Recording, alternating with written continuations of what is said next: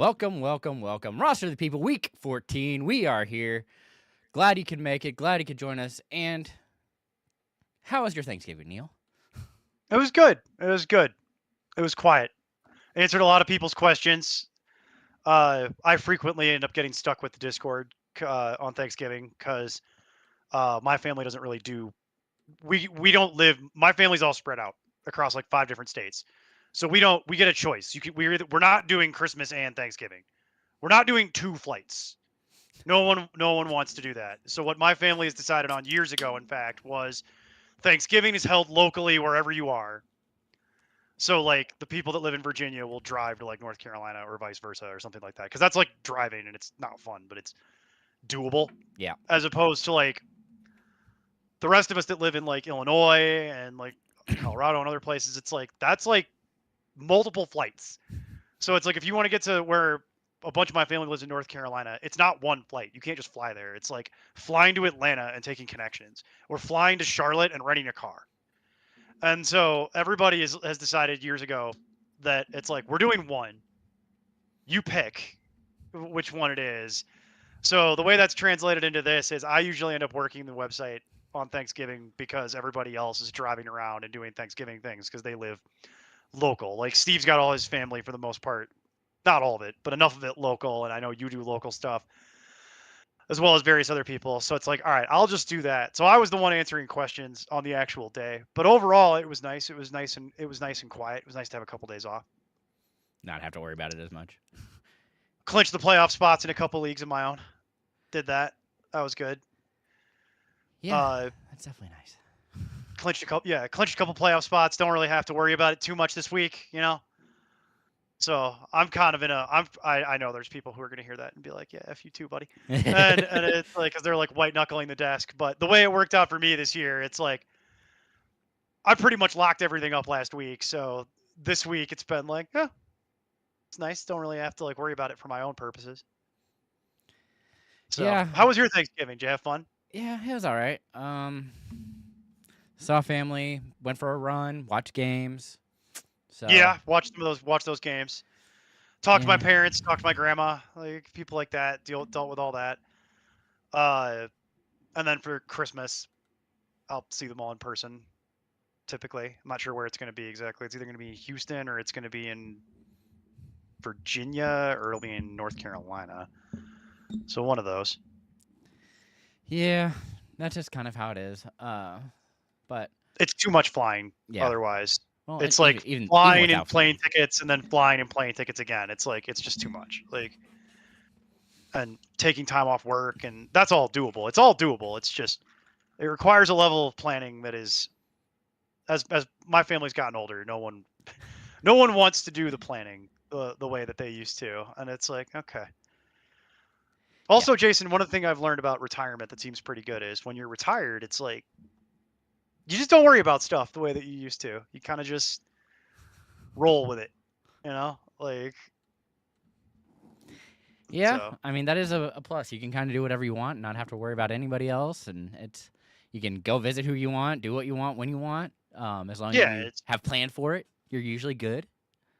yeah, it's like you don't have to think about things the way that you used to have to when you had different stage of life. But I've noticed that amongst my retired relatives, where it's like they just don't worry about it. It's like, oh, what do you mean you can't fly at 1 o'clock on a Wednesday? Yeah, that's Not normally how how that works. easily we forget is what I've started telling them. It's like how quickly we no longer remember what life was like, like in the before times, in the long, long ago. Yeah, but so you saw it just before it came on. However, this week you won't have any Patriots, Giants, Panthers, or 49ers. I don't know if any of those are really helping you for this week. So there were helpful I mean, things. Drake May was probably Drake May. Jackson Dart. A lot of Maybe. people are starting Stephon Diggs. Whether or not that's helping you is, I guess, conversation. But there are a lot of things that are Wandale not available. A lot of people playing Wandale. I'm playing Wandale in at least one league regularly. He's their wide receiver one. What do you Yeah. want?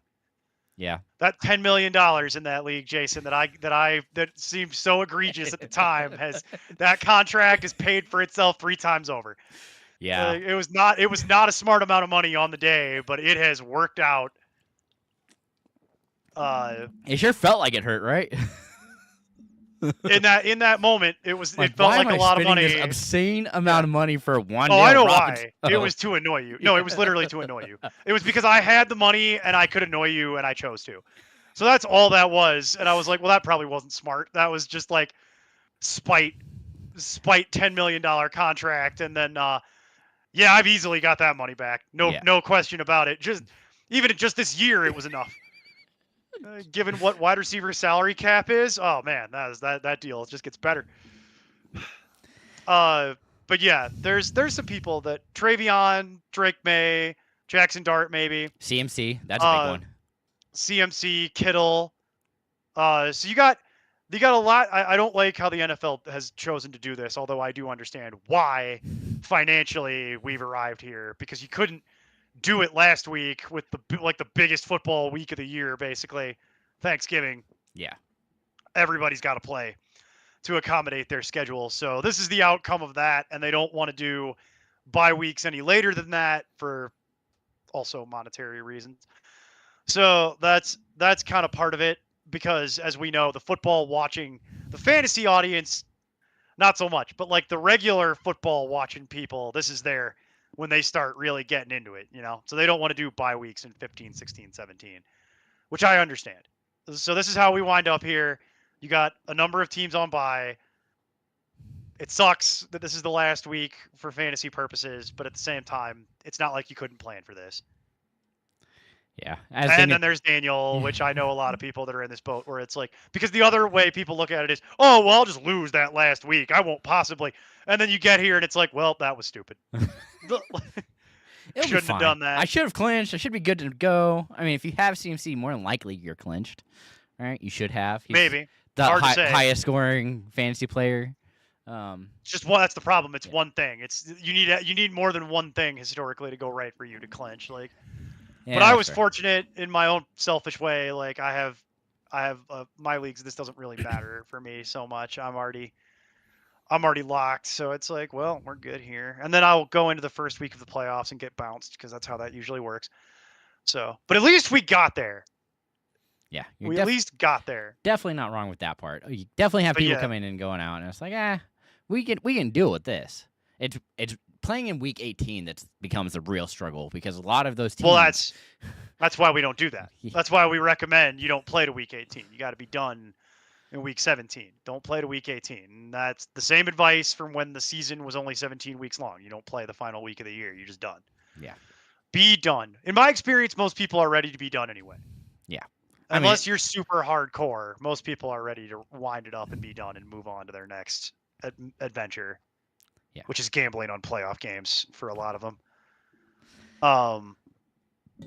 Even I, Jason, will admit that usually by the time we get to I'll just admit it. Like by the time we get to week 17, I'm usually like, God, I'm so done with this.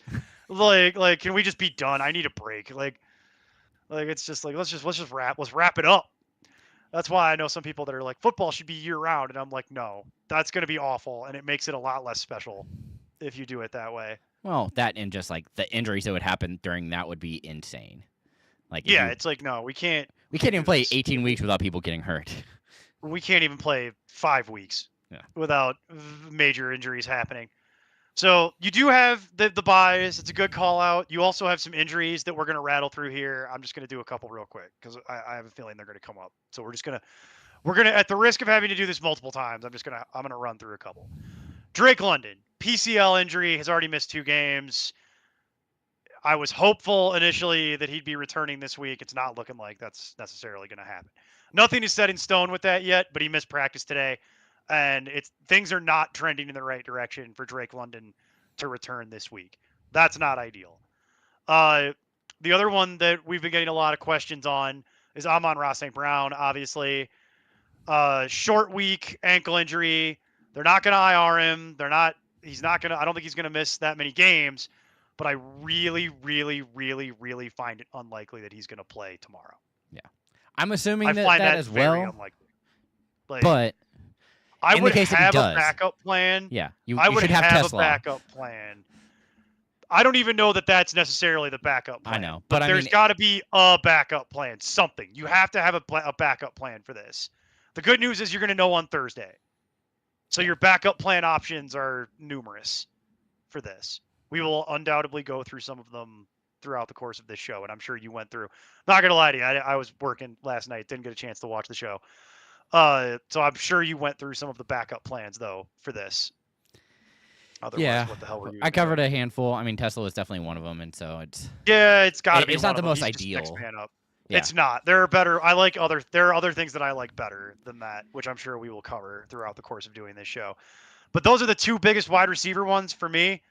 There's a lot of people that are counting on Drake May, or no, I keep doing it, on Drake London to come back this week, and I'm here to tell you, I was feeling good about that until he missed practice today, and now I'm much more concerned because it's not impossible that a PCL will cost you more than 2 weeks. It's just that's the average.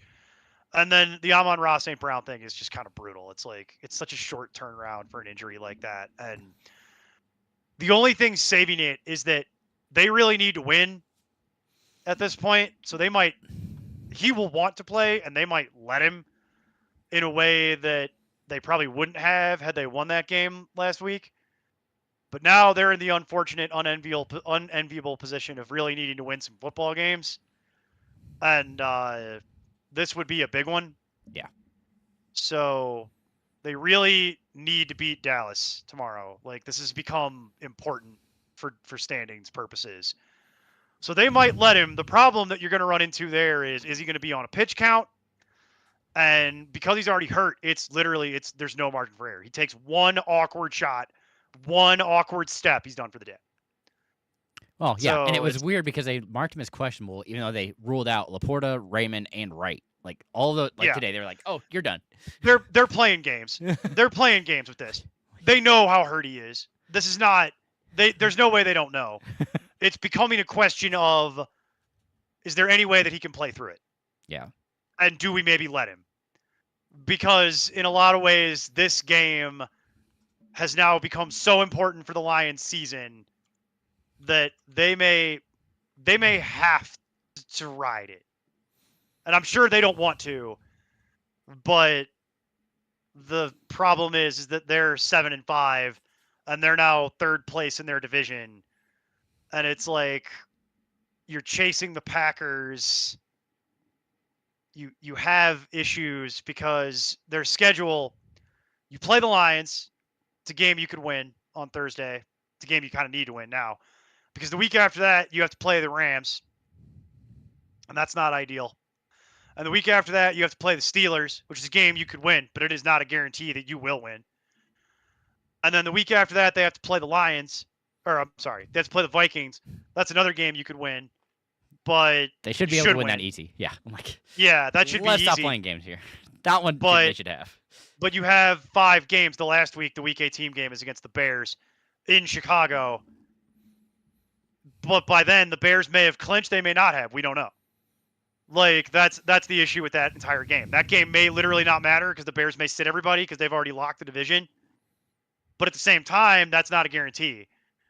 So you've kind of arrived at this point where you have 5 games to play, and this one and the Vikings game are really important because you need to get to 9 wins. Like, you need to get to 9 wins. And you probably don't have the luxury of, like, playing games here with this because you play in a conference where the West has 3 9-win teams already. So you've got an issue with this. These wild card spots have suddenly gotten very, very competitive from a real football perspective. But this is literally the definition of playing with fire. I would tell you that if I was trying to clinch a playoff spot, I don't care. I'm going to play him if he's playing. Like it's probably happening. Yeah. But if I am not concerned about that, probably find something else to do. So it's going to be hard. That's probably the biggest decision of this week, Jason. Do you agree with that opinion? Because I think that's probably the biggest individual decision of all of start sit for redraft fantasy. I think that's the biggest decision is can you play Amon-Ra St. Brown tomorrow? Maybe. I mean, there's been some news about so I'll touch on this since he kind of brought it up. Anthony was talking about have Evans on our thoughts on playing him this week because he is practicing. Mike Evans is back at practice. I see that. I saw that today. He got his 21-day window open, but just because he's back in practice, I know, does not mean that he is going to get cleared to play. I know you know, but the audience might not. Okay. Which is why I see people get this wrong a lot. Which is why I'm bringing this up. Just because they get the 21-day window open does not mean that they're going to play. All that means is the 21-day window for them to be officially activated has been opened. I'm not saying, Anthony, that you don't understand that. I'm saying a lot of people don't understand that. Because I get a lot of very confused questions about this pretty regularly around, but they said he was practicing and now he's not playing. And I'm like, right, because all they did was open the practice window. They didn't say he was playing on Sunday. So it's a material distinction. And so what I would say is I would need to see what my other options are if you were thinking about playing Evans. Yeah. If he was to officially get cleared to play this weekend. Does that make sense? I would need to literally see what your options are. Yeah. I bet you I'm not playing him. That's because I would like I would like to see him get through a game. I'd like to see him get through 2 full practices. That would be a good start. I'd like to see him get through a full week of practice and get through an entire NFL football game without injuring himself or being injured. That would be lovely. Before I could really, because I don't know what the target distributions are anymore if he's back, because then it's McMillan quietly also had his 21-day window open. So now they're all going to play for the first time all year. They're all looking like they're going to possibly be playing. And I don't know what the pecking order on that is anymore. I bet you they don't know what the pecking order is on that. It murders Cade Otton. I'll tell you, that's what that does to me. It murders Cade Otton down a mine shaft. Like, that's the end of that. If you were relying on Cade Otton and they're getting all their receivers back, find a new plan. Because that's not happening anymore. What actually ends up helping? Bucky Irving. The surprise winner of everybody being back, Bucky Irving is the winner. Bucky Irving, yeah. Because then he has blockers everywhere. Well, that's the problem. He was supposed to be on a pitch count. And how did that go? Because the Buccaneers are in the exact same boat the Lions are. Everything I just got done saying about the Lions applies to the Buccaneers.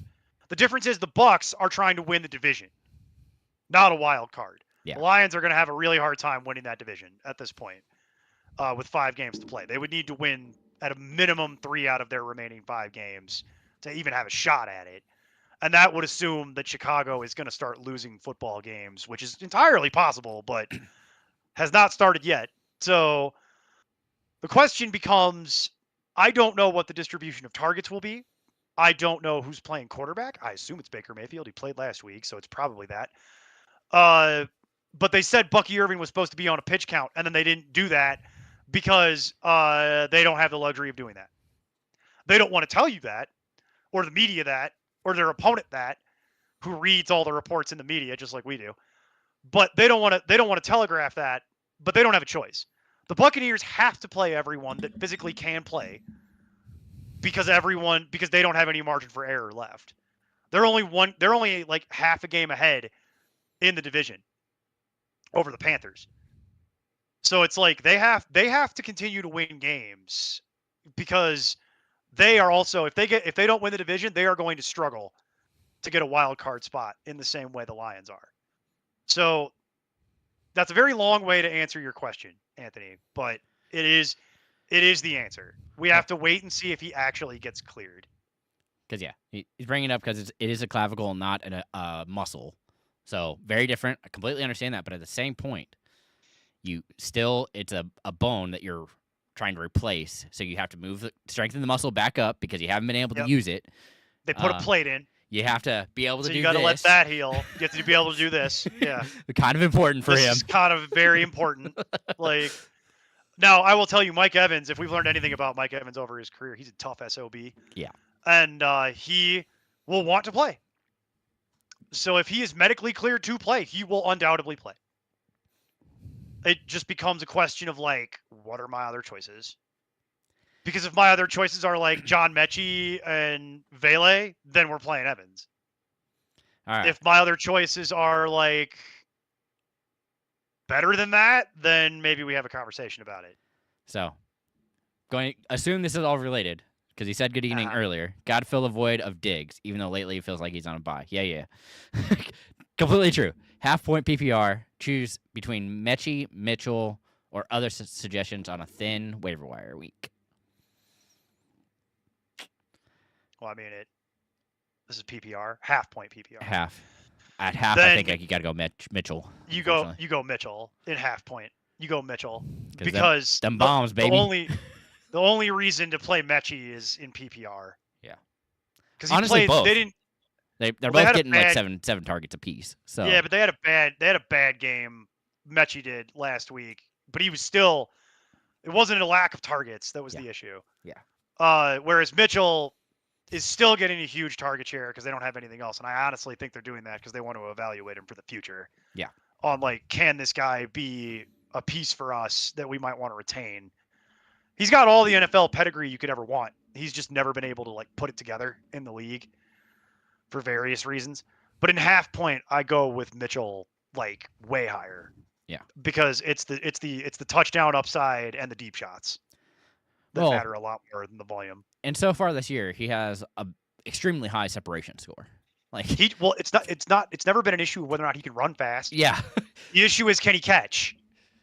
That's always been that's the AD Mitchell issue that I've had with him coming into the league. But now he's getting volume, so if he can catch 50% of them. He can run fast. That's never been an issue. He could run fast in college, Jason. He ran fast at the combine. Never questioned whether or not he can run fast. The question that I've always had about AD Mitchell and why I've poo-pooed him throughout his career is twofold. One, can you actually catch the ball, or is it going to hit you in the stone hands and then you're going to sit up looking for a flag? We've seen a lot of that. I got lots of clips that I can send you of that, which is why I've been out on this for a long time. And the other one is, can you actually learn how to run a route? Because he's never really done the route running. He just kind of runs down the field with his arm up. So it's like he's basically young MVS is what he is. And now MVS has hung on in the league for a long time, but it's not really something I'm interested in for fantasy purposes like long term.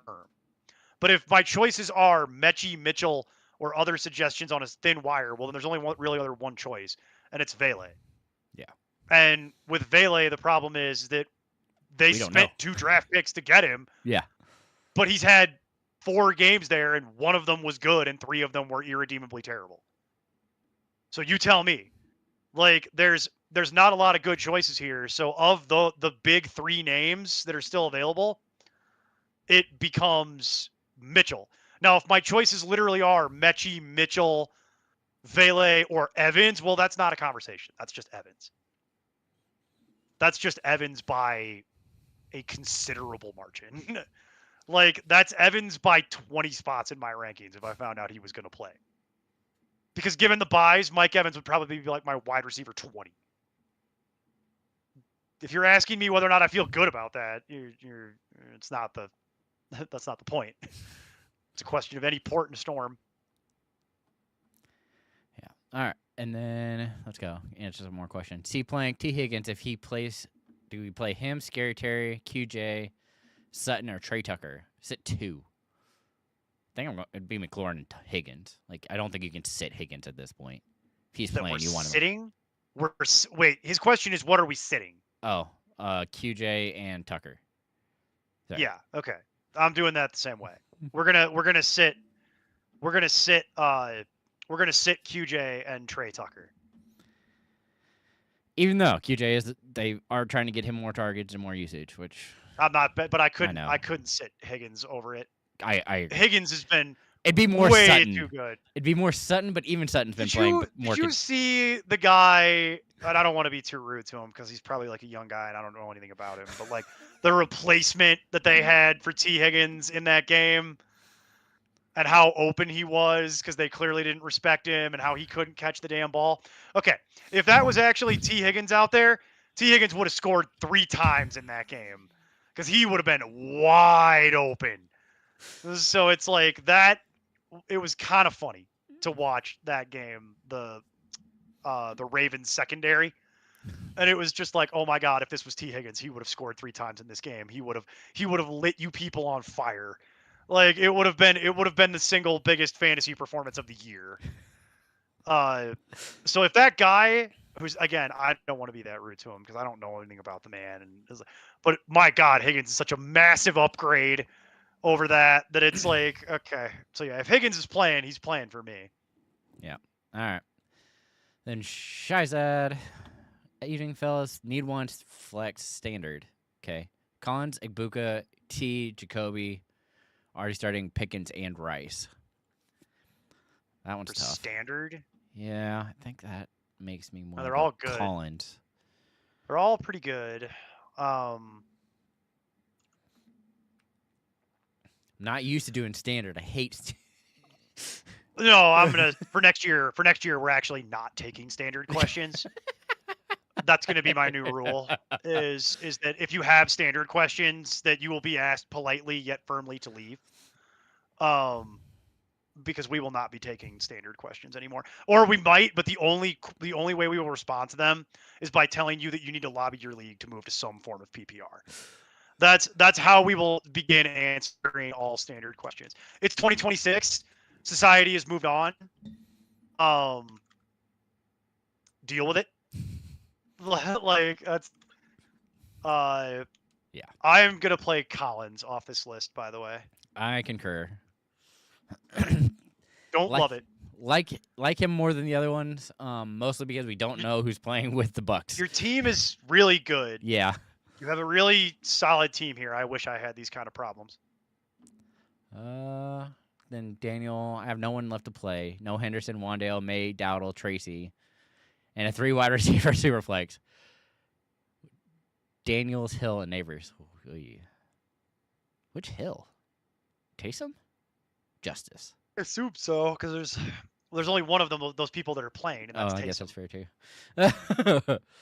The other 2 Hills that it could have been are hurt. Yeah. All right. Will Taylor, sit 1 in standard. Golly. Brown, Bucky, Harvey. Get him in. Get him in this year, because next year I'm not taking him. Like next year I'm not taking him. I've come to this conclusion. So get them all in now. Get a year's worth of standard questions in. Brown. Bucky. I'm just being facetious, by the way. I know. What? I'm being facetious, but at the same time, people, please stop playing in standard. Like, please stop. Like, it's such a dead format that there's so many fun ways to play fantasy football that exist, like fun and intriguing formats. To just play standard is like, it's not even to call it vanilla ice cream is an insult to vanilla ice cream. Yeah. Well, and this question is actually really difficult because like all these have really great matchups.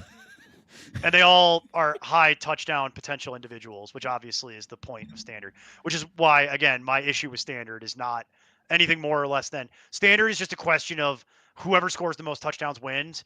So what it comes down to is trying to predict who's going to score the most touchdowns, which anyone who's ever done fantasy analysis for any amount of time will tell you is not actually possible. It's not a thing we can do. Like it's just guessing. It's if I could tell you how many touchdowns would be scored and when, I wouldn't be doing this. I would be the richest gambler living under an alias in Vegas that no one's ever heard of because I would not use my real name. So it's like we would literally like not ever interact because I would be at the Taj or the Palace or wherever like getting massages and like living like a degenerate. Like I wouldn't bother like because if I could tell you when the anytime touchdowns were, I'd probably either be doing that or I'd be employed by DraftKings as an analyst. You know what I mean? Like, yeah. And the NDA that I would have to sign would prohibit me from speaking to anyone, like in a real way. I on this one, by the way, am gonna go with Chase Brown. It's very close. I have Brown at 8 in standard. I have Bucky Irving at 9, and I have RJ Harvey at 14. Harvey becomes the odd man out. He has the worst matchup because they could technically do whatever they want against the Raiders. And it's a 3-headed monster at this point, as frustrating as I find that. But that's Sean Payton. Yeah. That's Sean Payton. He has one guy or he has a committee. He never does it. He's very consistent in that way. So wait, you're But I'm sitting gonna, Harvey? yeah, I'm gonna sit Harvey Okay. and start the other two. Yeah. Okay. That's kind of what I thought you said, but I wanted to double check. Yes, we are sitting Harvey. Put a I fine concur. point on it. Yeah, Yeah. I'm gonna sit Harvey and Because do that. I mean, again, all great matchups, but Are all good choices. it really comes down to you don't know who they're going to use in Denver. Yeah. Whereas Chase Brown gets half the job still, and Bucky Irving gets 66% of the job. Well, he wasn't healthy, so maybe he has 80% this week. No, it's probably just going to stay around 66 to 70. I don't think they could give him more of that job than that, because otherwise he will literally die. All right. And on to the next. Robert Holmes, Quentin Johnston, Christian Watson, Adonai Mitchell. Start one and flex one. oh, okay, so it's sit one of these. Yeah, it's QJ. Is it really? I don't know about that. Playing the Eagles. But on I Monday. won't play. Oh god, I have to play Christian Watson, and I hate it. Can they activate some people for that so I can get absolved of this decision? Could they activate Reed for me so I don't have to live in this world anymore? No, Dude, too much to that ask. whole. Speaking of roulette wheels, good lord. Yeah, every week for the last couple weeks it feels like they say he's coming back, and then they drag it out another week. Yeah. Just spin and see who shows up. Nope, you're not on the list this week. But yeah, so it's gonna be QJ for me. Yeah, I'm gonna sit QJ as well. He has the worst matchup of the three, considerably the worst matchup. Yeah, not even close. All right. Daniel's asking about Jaden Daniels and Trey Benson. Do we have any updates? Yeah, Jaden Daniels was limited at practice today, I believe, is what the report said. So he has started practicing again. Still not cleared for contact, though. Important distinction. And you'll never roster Jaden Daniels again after this season. I'm quite confident in that. That'll just be this will be the last time, unless this is a dynasty league. So, because this is one of those seasons that you ever wonder how we get into this thing, Jason, where year on year you have these people that people hate. Yep. This is how this happens. Yep. This is how it occurs. It's this situation where it's I am scrolling up in the wrong chat. That is why I'm not seeing what I want to see. That's good. Probably shouldn't admit that, but that's okay. It was in here. I literally saw it before we started. I just don't remember offhand what they said specifically. I'm looking for the actual for who practice report for today for Daniels. Because they literally did a write-up on it. Does look like he's potentially going to play. It's technically a limited practice because it's non-contact, so you can't really say much outside of that. It's a walkthrough, as they say. It's a so walkthrough. They won't really know until Friday. Practice. Okay, so there you go. I saw something similar to that, which was he was practicing in a limited way, but no contact. I just wasn't sure if that was because it's a non-contact practice or whatever. So there you go. So Daniels is making his way back. I still have the same issue. Still have the same issue with Daniels. Benson was a scratch. He didn't practice at all. So they keep saying Benson's going to come back, and like, is he? Yeah, doesn't really necessarily feel that way. So Daniels is another one to me where it's like he's at least making steps through the process, but we're getting rapidly to the point where what is the point of bringing him back? Like they probably will bring him back for like one game potentially, but like they better do it. It's either going to happen soon or it's not going to happen at all because they've already pretty much been mathematically eliminated. So what exactly is the point of bringing back your franchise QB to get him murdered? You know, like God forbid something terrible happens and then he like picks up a knee injury or something and then misses all the offseason, and like it's just not a good plan. So, and then Trey Benson is in a similar boat with the Cardinals because the Cardinals are also a 3-win football team where it's like I know they want to bring him back and they want to get him reps, and these guys want to play. It's what Joe Burrow was talking about when he came back, and they asked him why. And it's just like a lot of those guys have that same competitive mindset where it's like we want to come back, we get paid a lot of money for this. Like, we want to play. we don't want to be hurt. You know, we want to go out and delight our fans and win football games. It's what we're here to do. But there does come a point where grown-ups have to enter the room that are thinking about the long-term health of everyone. And it's like, okay, what is the point of bringing this back? So there's 5 games left. I would argue that if Benson isn't back by next week, I become dubious as to whether or not he's coming back. And Daniels is very much the same thing, where it's like they might bring him back next week if he can get back. But if they can't get him back by next week, I do have questions around like why. Yeah. So Anthony said appreciated our insight, so worked out nice for him. So Ski Dog, is Gadsden droppable with having Bowers? Yeah. sure, yeah. Well, what the heck? He's then switched to Ski Dog Media, Flex PPR, Neil, Vele, or Gainwell. Oh, I don't like that. Ugh. Hang on. Let me see I have to here. actually pull Vele. full PPR. At least we're back to PPR. Yeah. Thank you. Thank the maker. Devin Neal, by the way. I concur to Neil. That's not confusing for me at all, by the way. Circus Boy, what's up? How's it going, Aaron? It's weird that you're coming up as Circus Boy. Don't like that.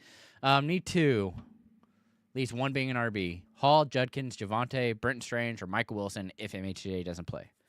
Okay, well, MHJ is questionable again. He did not practice today, so there is not a guarantee that he's going out there this week. That's another one that people are we're gonna deal with that moving forward, Jason, with the hatred of MHJ. There's gonna be people in your leagues moving forward after this season that are gonna be like, I'll never draft MHJ again. And so it'll what's funny about that is that could turn into a nice little. This is how you find values, by the way, year on year. This is how you do it. You find the thing that everyone hates. This is why I had no Waddle shares last year, and I have many Waddle shares this year, because you just don't know. Like it's like, what do you think, Jason? I think you It's got to definitely be might have one to play RB. Wilson. Like I don't even if he. Let's see. I got Breece Hall in my flex rankings at like 13 overall because they're playing Miami. So it's going to be really hard to talk me off Hall. Yeah, I think it's either going to be Hall and Wilson or Hall and Judkins. Yeah, because it's like It's a Titans. I have Hall and Judkins really, really high this week. Like really high. Strange is going to get eliminated. I actually really like Strange this week. Yeah, I think I'm probably just going to have to play Breece Hall and Judkins. I have Breece Hall rated as like a top 15 flex play. So he's gonna play because they're using him a ton right now, given the state of their team. So use it while you can. And then you mentioned it. Judkins is playing the Titans, and my general dictum is anyone against the Titans at running back. If you're a running back and you're playing the Titans, I'm probably playing you. Especially Judkins, who has like the whole job. Well, especially because Dylan Sampson was on the injury report. Yeah. So it's like you've got a real opportunity to get an 80% share from Judkins this week against like the worst run defense in football. Second worst run defense in football, sorry. But it's like, and then Breece Hall is just getting so much volume in a great matchup. I don't think I could sit him. Yeah. It's going to be tough to not play Wilson, but that's where we're getting to. Yeah, it's definitely close. The reason I bring it up is just because Judkins doesn't really catch passes. Like that's the big hurt to him. So the problem is though, is if he scores twice, you're not going to care about any of that. And this is the one time where I'll say that, because normally it's like it's hard enough to predict 1 touchdown. How in the world could you predict 2? And it's like, yo, even if he doesn't get 2 and he just gets 100 yards and 1, that's still really, really, really hard. You won't be mad about it. Like, it would be really unreasonable to be mad about that, even if Wilson did technically outperform him. So that's going to be tough. My question becomes, what are your wide receivers? You probably have better ones, but I'm just curious at that point. let's see if he responds to that question, and let's keep going. All right. Ski Dog, Waddle, Myers, Sutton, half PPR flex. Myers. Oh, it's literally just the one. Yeah. I'm assuming it's just the one. I think that's how he wrote it. It's PPR. Oh, really? Okay. So you're not going Waddle here, really? Nope. You're gonna go with Myers. Okay, I'm Yeah. going Waddle. I'm going with the thing that I know. And right now, Myers is seeing way too much volume, and it doesn't really seem to matter. They're not going to be able to run in this game because that part of their game has just gone to trash. So they're going to throw, and Myers seems to be the number one target for Trevor Lawrence, and he's catching balls. So, all right, I hear you, but like, I'm going to have a really hard time sitting Waddle against the Jets in the matchup that he has and their lack of secondary. I just feel like this could just be a huge volume game for Waddle. I've got Waddle at wide receiver 12 overall in half point, so it's going to be really hard for me to set him. He's like a back end wide receiver 1, whereas Myers I have is like a mid level wide receiver 2. Yeah, you do have you make a couple of valid points. It's Parker Washington not practicing today is good. Like they shouldn't be able to really run the ball. I will eliminate Sutton from the list entirely. I will tell you that. It really is just those two. Yeah. Really is a coin flip, so I don't think you go wrong between these two, honestly. But it's... I got to go Waddle, though.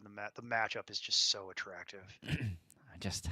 Of the two, okay, because it's PPR, so, I mean, had this been standard... Half point. I know. But had this been standard, who would you go with? Who is more likely to score a touchdown? And that's why I lean Myers. Yeah. See, that's a tough one because I actually lower Myers in that regard. I think Waddle is significantly more likely to score a touchdown than Myers is. Myers has had a little bit of red zone success, but like, you gonna count on that to repeat? He's had 2 touchdowns in 2 weeks. We're just gonna. It fools Aaron Jason to assume that is just going to happen every week, okay? It doesn't work that way. I know, but the last 2 times I've seen Waddle, he hasn't broken double digits. So yeah, I get it. In different matchups, though. Yeah, I know. He owns the Jets, so I think this. Well, that's not necessarily true. Either way, I dance with who brung me on this one. If you were gonna play Myers and you want to ignore me, I wouldn't necessarily like. This isn't one of those where I'd be like, "Oh, you're insane," like you're an insane person. Like, no, I get it. Like, I get it. Here, I'll ask me the question this way: who has the higher bust potential? Okay, well that's Waddle by a lot.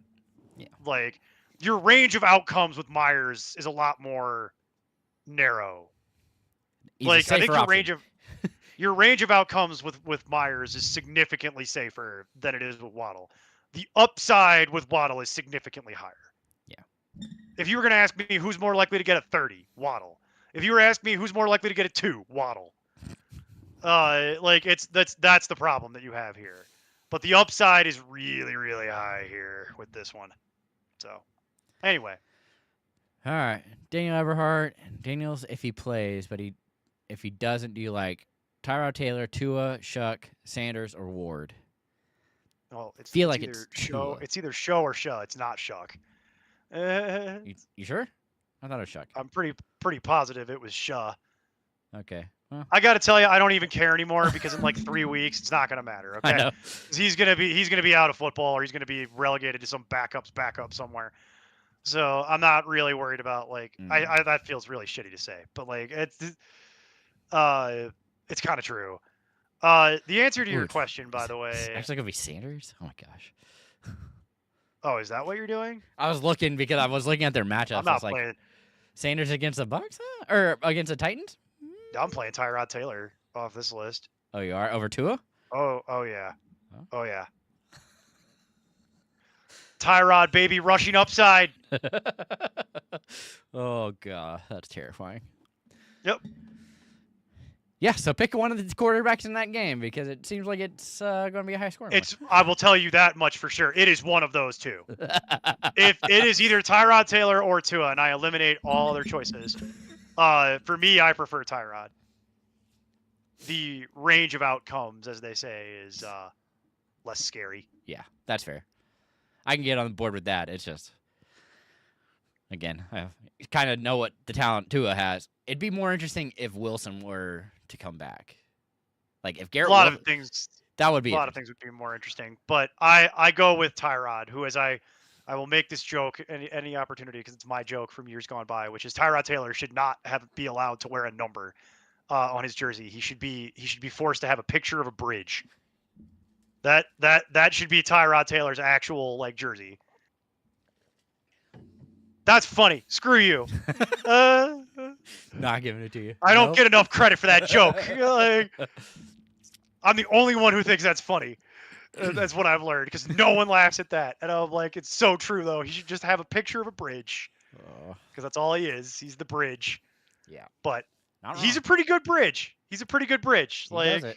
it's a decent bridge. Like, but yeah, I don't want to. I would really prefer not to play Tua. I don't like any of the names on this list other than Tyrod. Tyrod is kind of my. Well, we'll get into it when we do streamer of the week. How about that? We'll cover it there. Robert Holmes need a full PPR flex. QJ, Watson, or Mitchell? Ooh. Watson. Yeah, it's Watson.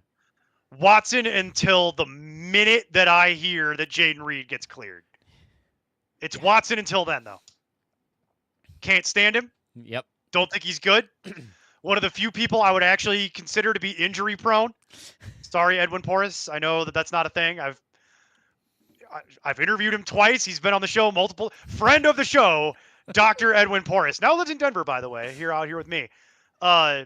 Started his own PT practice. Good for him, by the way. I hope it's doing well. It seems like it's doing well. Hell, man, I would pay that man good money to be my PT. You know, he was the freaking PT for the Twins. For those of you who don't know who I'm talking about, I'll give you a freebie. I'll give you a follow. Freebie. He's Edwin Porras DPT. Doctor of Physical Therapy. Yeah, he's an actual doctor of physical therapy, and his Twitter handle is @FBInjuryDoc. He is maybe only Stephon Ubell is better at doing that. He is incredibly good at breaking down injuries and watching film, and he's an incredibly knowledgeable person. Follow him on Twitter. He's been on the show a couple times.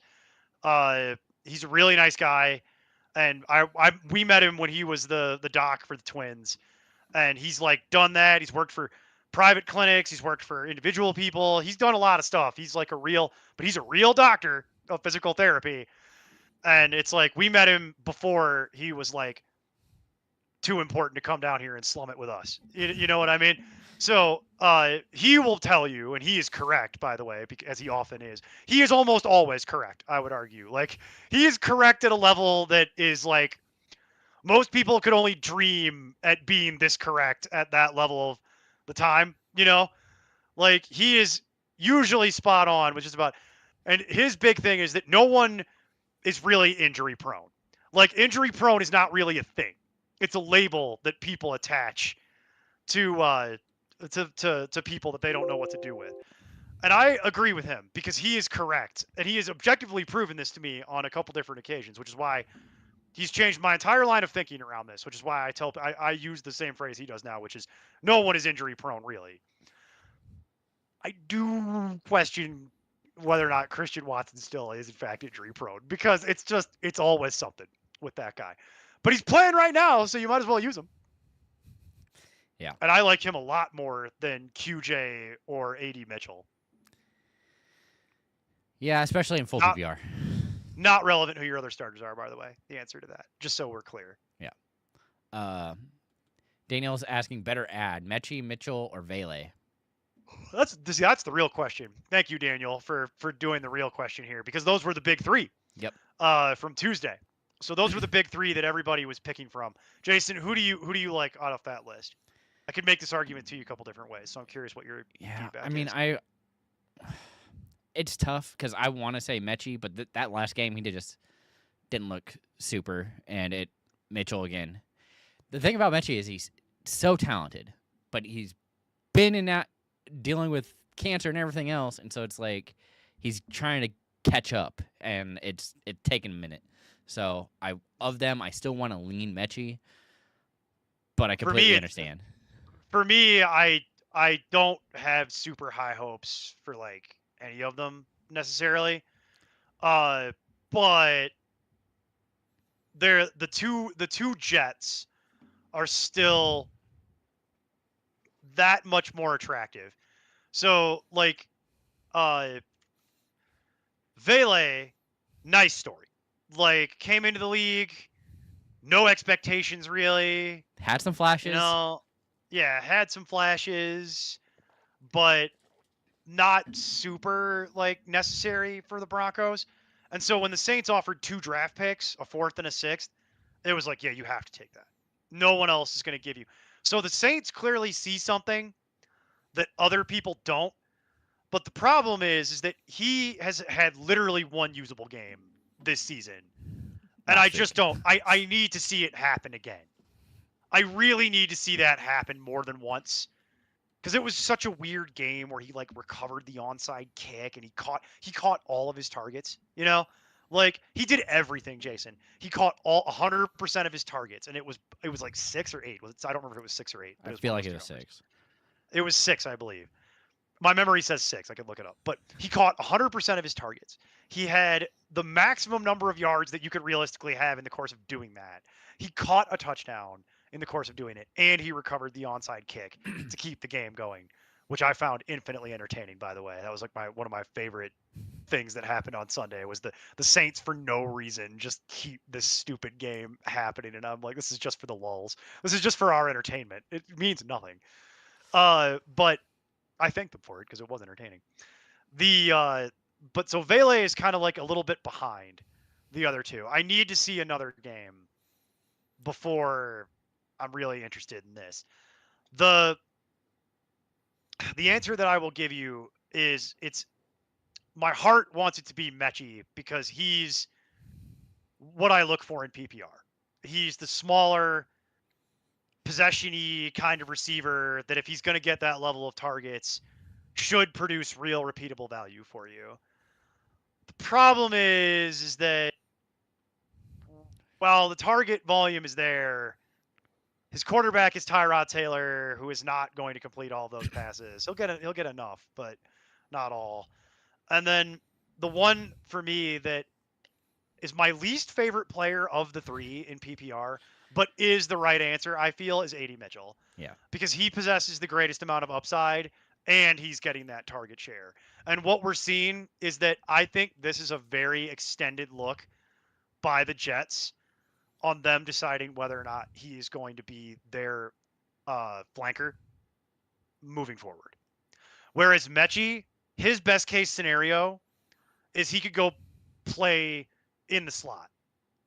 But that job doesn't mean a whole lot on the Jets historically. Being the Jets slot receiver doesn't do much for you for fantasy. But the minute Garrett Wilson comes back, that's the best case scenario for Mechie. Whereas A.D. Mitchell, they're trying to evaluate him to see, like, can you be my X permanently? Because they do not have an X. And so rather than, like, trying to draft an X and develop and figure it out, no. I know who my primary wide receiver is. I need a flanker, like, opposite field guy who can stretch the field, take the top off the defense, like, and who is good enough that in the event that Garrett Wilson goes down again, we could rotate over. And that really would be A.D. Mitchell. He fits the profile. He has the pedigree. And I think there's a reason that they're, like, giving him the target share that they're giving him. Mechie is your girlfriend temporarily. They're evaluating A.D. Mitchell to get married. They're trying to see if they should maybe put a ring on that. And given where the Jets are right now, it is not the dumbest thing I've ever heard. It wouldn't be the dumbest idea either for me to pay John Mechie $5, the NFL equivalent of $5, and keeping him around. Yeah. Because the days of Alan Lazard are done. That's over. Got to move on from that. Well, and that's got the other nothing. thing why we haven't really heard anything about Wilson, and it might be because they're just wanting to extend these two and see what they look like I don't to I don't think. decide. Yeah, I think they're just gonna let Wilson be done for the year. That's what I would do. That's why I was bringing it up, because I wouldn't be Yeah, surprised if they just like, you're good, rest up. just yeah, You go rest you're get, up. you got paid. Don't worry about it. Next Yeah, year. you're paid. We're good. Kind of can't afford for you to get hurt. Like, so they're gonna use. I think they're gonna use this time to evaluate Talent. all their people. And that does give me some concern around Brees Hall, but we're just not there yet. Yeah. They're not going to do that yet because Brees Hall is still trying to get contract incentives. So they're going to let him play and they're going to give him a lot of the workload. But I'd say 2 weeks on that. And then I wouldn't be surprised at all if they start taking a long look at Isaiah Davis. Yep.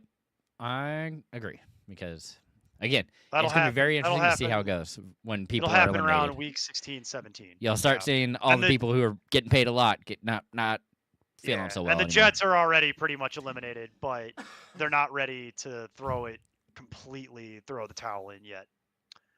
They would love to beat Miami for no other reason than to just dick with Miami because they're in their division. Also, some of these people are like trying to like not get fired, and trying to put out tape. Some of these people need to put out tape for their next job, wherever that is. So, Yeah. All right. Then Aaron came back. Need one. Monangai, Neal, Odunze, or Troy Franklin. I don't think you could stop with Monangai right now. You could probably eliminate Monangai actually because What? he's dealing with an injury. Yeah, he didn't practice today and he has a fresh injury and is in danger of not playing. Oh, I don't believe that. Look it up, nerd.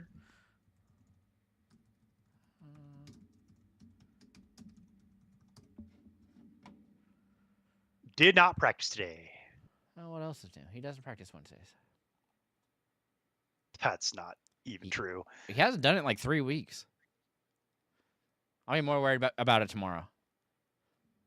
But usually he does a limited and then a full. So we'll see. I'm more worried about the Odunze not practicing than anything else. Well, we're going to get more practice report information on this, fortunately. And this is not a decision you have to make on Thursday. So that's good. So you got a couple days on this. Based on the fact that we assume that the people who didn't practice today aren't playing. Neal. Yeah. It's right now the answer is Devin Neal. The answer is, and it's not actually that close. Now, if Monangai does get cleared and is playing, then I'd probably do that. But we also have to factor in the Romo Odunze thing. So it might theoretically be Odunze. I would like to see more practice reports to try and gauge how hurt some of these people are. Because if it was just a rest day from Monangai, then it's fine. But because it's an ankle. Yeah. So ankle, running back, not great. Whereas, what is Odunze's injury, Jason? Do you know offhand? It says foot. So also ankle? Turf toe? I mean, there's any number of things. Foots aren't fun, man. Foot is bad. No, foot for a wide receiver is bad. Like, if it's foot, like mid-foot, oh no. That's like, you're going to deal with that rest of the year and all off season, and you probably won't be right until like training camp. You're going to be limping around. How many people have we seen get mid-foot sprains and the dreaded Liz Frank? And then it's like you're just toast. So right now the answer is Neal, but check back on Saturday, Sunday. Let's get 2 more days of practice reports and see how we feel. At least you have a good one. At least you have Neal. Yeah. I really don't want to play Troy Franklin. That's weird. Okay. Glad to know you're signing in a different name on your phone. All right. Sorry, I had to put that up. Walter, Eating Fellas, pick 2 for flex. Half PPR. Dobbs, Walker, Monangai, Vidal, or Bam. Golly, that's brutal. I think it's going to be half points. Half points, you say? Yeah. Again, because we don't have enough information, I'm assuming Monangai is going to play, so I'm going to go Monangai and Walker. I also think Hampton's probably going to play, which I absolutely hate with like a passion of 1,000 suns. Yeah. Okay. So I have it. I have it as Walker and Mononganai, and then if either one of them gets ruled out, we go to Dobbs. Yeah. There is a drop though. Yeah. So you're really hoping that it's Walker. Yeah, it's Walker and Mononganai. Yeah. Otherwise. Or they say Hampton's not playing, which I prefer, and you can play. But even then, I don't want to play Vidal because this is his down week anyway. Yeah, I'd stay away from whatever that timeshare is going to be, if I could. But yeah, my first two are Ken Walker and Mononganai, and then if I had to go lower than that, it would be Dobbs next. But we'll see what we'll see if Hampton gets cleared.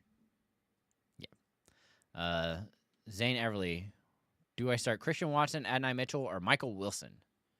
Ugh. Depends on. Gonna be it depends on scoring. Well, it depends on the scoring a little bit, but what I was actually going to say is it depends on whether or not MHJ is playing. Yeah. If MHJ is not playing, then Wilson. Yeah, I'm playing Wilson. If MHJ is playing, then I'm playing Christian Watson. I concur. That's the decision. Knowing the scoring would help me. Yeah, just a little bit. But in general, that's my answer. Brissett or Love? Brissett or Love? Golly. Standard passing touchdowns, 4-point. Okay. I still think I have Brissett higher. I have Brissett one spot higher. I have Brissett at 10, and I have Love at 11. I get the question because the Love matchup is really good. They have a tendency to take Chicago apart piece by piece. But I'm still probably going to roll Brissett over that. All right. Everhart, need an RB for the bye fill-in. Play Mason or drop for who? Neal, Spears, Pollard, Corum, Knight, Pirine, Algier, Tootin. Oh, it's definitely going to be cutting Mason. Well, unless Jones is out. I don't even know that I care, given some of the other options. Yeah, the Commanders have been, this it's is probably going to end up PPR? being Neal, but... Full PPR, you say? Yeah. So Mason, okay.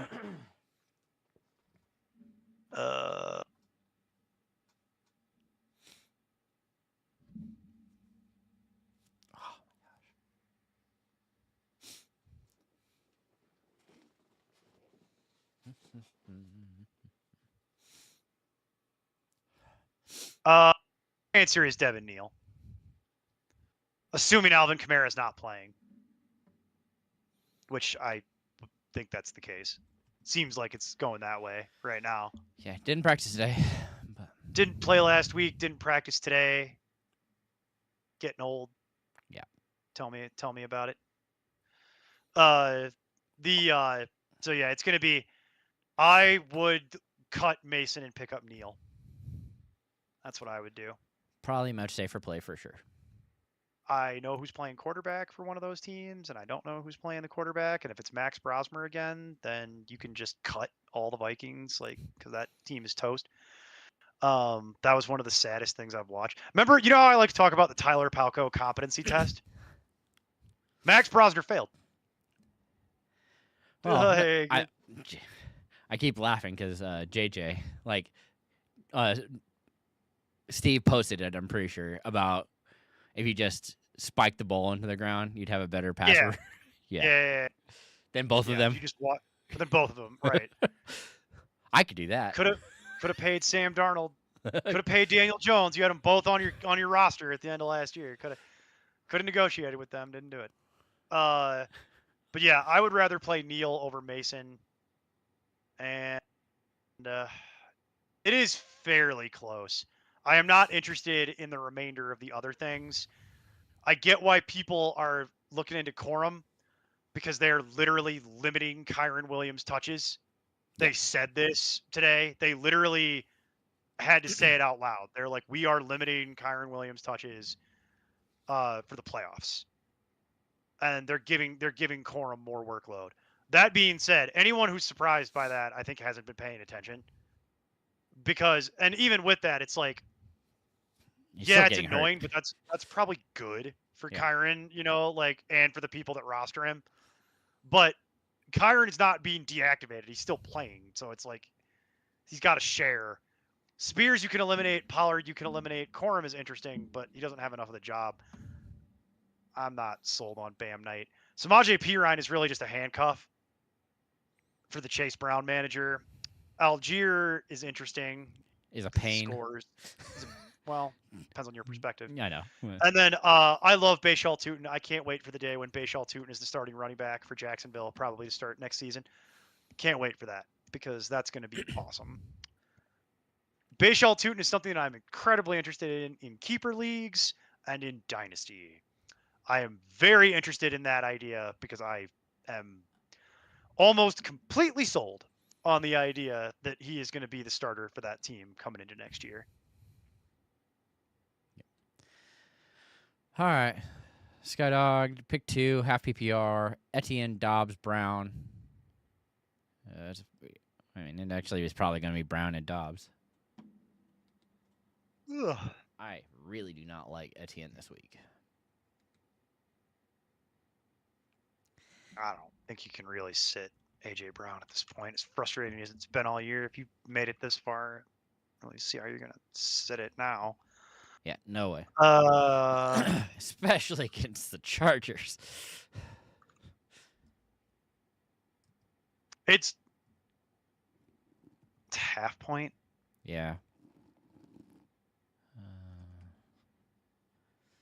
Actually, I think nope, I still have Etienne higher somehow. Yeah, I'm playing Etienne. As much as I'm not thrilled with that. The problem is that Dobbs it's the consistency issues. He's too hard to pin down. Yeah. It's a good matchup for Dobbs, I get it, but I don't think I could bring myself to sit Etienne at that point for it. So I'm gonna play AJ Brown and I'm gonna play Etienne. I agree. And then Pickett's tight end. Gadsden, Fannin, Taylor, Fannin this week especially. Oh, it was 8 targets for Vele. Sorry. Okay, there you go. I couldn't remember if it was 6 or 8. I looked it up. Yeah. At one point over the weekend. Jose Rodriguez, Michael Wilson, Godwin, Mitchell, Evans if he plays. Pick 2. It's gonna be. What is this picture? This picture is too small. I can't. Give me a second. I can't tell what that is. It's not helping. Yep. Give me a sec. I got it. This was a mistake. It looks like a quinceañera or something. Okay. No, I thought it was like a Christmas tree. A white Christmas tree. Yeah. I thought that was like Santa Claus. And I was like taken out for a second. I'm like, is his picture literally him dressed as Santa? Like it stopped me a little bit. I'm like, okay, I think that's fine. It's just I didn't realize that was what was up. Wilson and Godwin. Oh yeah, easy. that one's easy. I got so distracted by the picture I didn't even read the question. Yeah, it's Wilson and Godwin. All right, then I'll be somewhat surprised if Evans plays, by the way. Yeah. Need to start someone in place of May. Tua, Tyrod, Love, Darnold. Well, Love. Fairly certain. I have Love at 11. It's probably the answer. Yeah. Yep, it's Love. I'm playing Love. PPR, Shakir, Franklin, Mitchell. Who do the Bills play this week? I hate that I have to do this every time. And Bengals. It's going to be Shakir. Yeah, I'm playing Shakir. What makes me a little more nervous is if Kincaid actually plays. Yeah, that's going to be frustrating.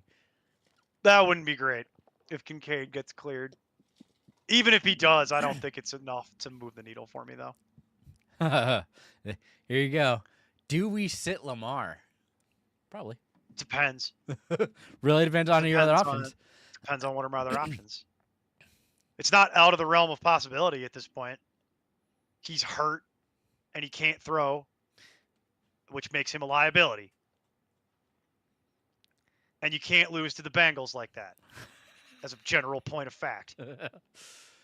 Although I will say it made my whole day, and I thought it was very funny. If you're in this for the comedy like I am, that might have been the funniest possible outcome. The Bengals win that game for no reason. A game they have no incentive to even play other than to just dick with you. And then they won. And they do. And then they won. And it's like, okay, well, cool. I mean, I would sit him potentially depending on what my other options are. I would need to know what my other options are. Yeah, a lot of decent options this week. Is my other option Daniel Jones? Then no. Is my other option Trevor Lawrence? Then no. Is my other option Baker Mayfield? Then maybe. Quite possibly. Like, it's... Set Lamar for Mariota? No. Okay, no. That's not even close. Yeah, I have Marcus Mariota. Vikings? I don't care. I have Marcus Mariota at 19. This will be the game Bill scores 3 times, and Marcus Mariota still sucks. Whoa. Wrong name. It's going to be Chris scoring 3 times. No. It'll be Bill to annoy you and me. You So, got to go with be what so the universe. You got to go with what the universe will dole out, Jason. You can't go with what you want. You have to go with what will be the most annoying thing. Trust me on this. I'm Jeremy usually right about McNichols. Oh no. Yep. No, that's it. That's what it would be. No. You know what it is? It's Bill twice and McNichols once, and Rodriguez puts up a 3. That's the answer. That's the answer. We got there. I figured it out. Like, we'll clip it. Yeah, it'll be what's that guy's name? Lane. Lane will also score. Lane will also score. Terry won't score. Debo won't score. They'll be afterthoughts. It'll be Ertz with 80 yards on 8 targets, and then it'll be 2 McNichols touchdowns, and then a Bill touchdown, and then nobody else gets anything. So that Mariota's score will still be bad, but all the things you might trust are also bad. I'm glad we're having this conversation. Yeah. Well, I mean, it becomes a question because of how well he played. I mean, it's just how it is, unfortunately. However, Aaron came back and asked, "Do I set Lamar for Darnold?" No, I'm not doing that either. That's closer though. Yeah, that's a lot closer. That's pretty closer. Pretty close. That's closer. If Darnold has been playing like absolute trash because of the fact that his defense is winning games. And thank God for that. I clinched a playoff spot because of it. Yeah. Thank you, Seattle defense. Thank you for that playoff clinch. In standard, I'm pretty sure they were the highest scoring player for this week was Seattle defense with 30. I got 36 points off it. Oh my God. In a game I needed to win, and I won comfortably off that. So remember when they went on bye and I said, "Hey, everybody should go pick up Seattle defense." This is why. In that league, I'm doing something I hate doing, which is having 2 defenses. I have them and I have the Patriots. And I'm just sitting there like, I don't even want to. I normally wouldn't do this. I would just have 1 defense, but I'm like, no, we'll just keep them both. We'll just keep them both. That's fine. Yeah, nobody else needs no this. one else. You don't need this. I'll just hold on to it, just to be annoying.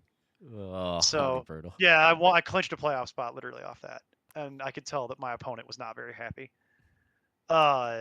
Given some of the emojis that I saw in the chat, I was like, well, that's a shame. Nah, that's a shame. So that is closer, but yeah, Darnold has not been playing well of late, and he doesn't need to when the defense just clowns people and they're playing like the old 12th man defense. Yeah, and of course they play the Falcons, which is not going to be any better.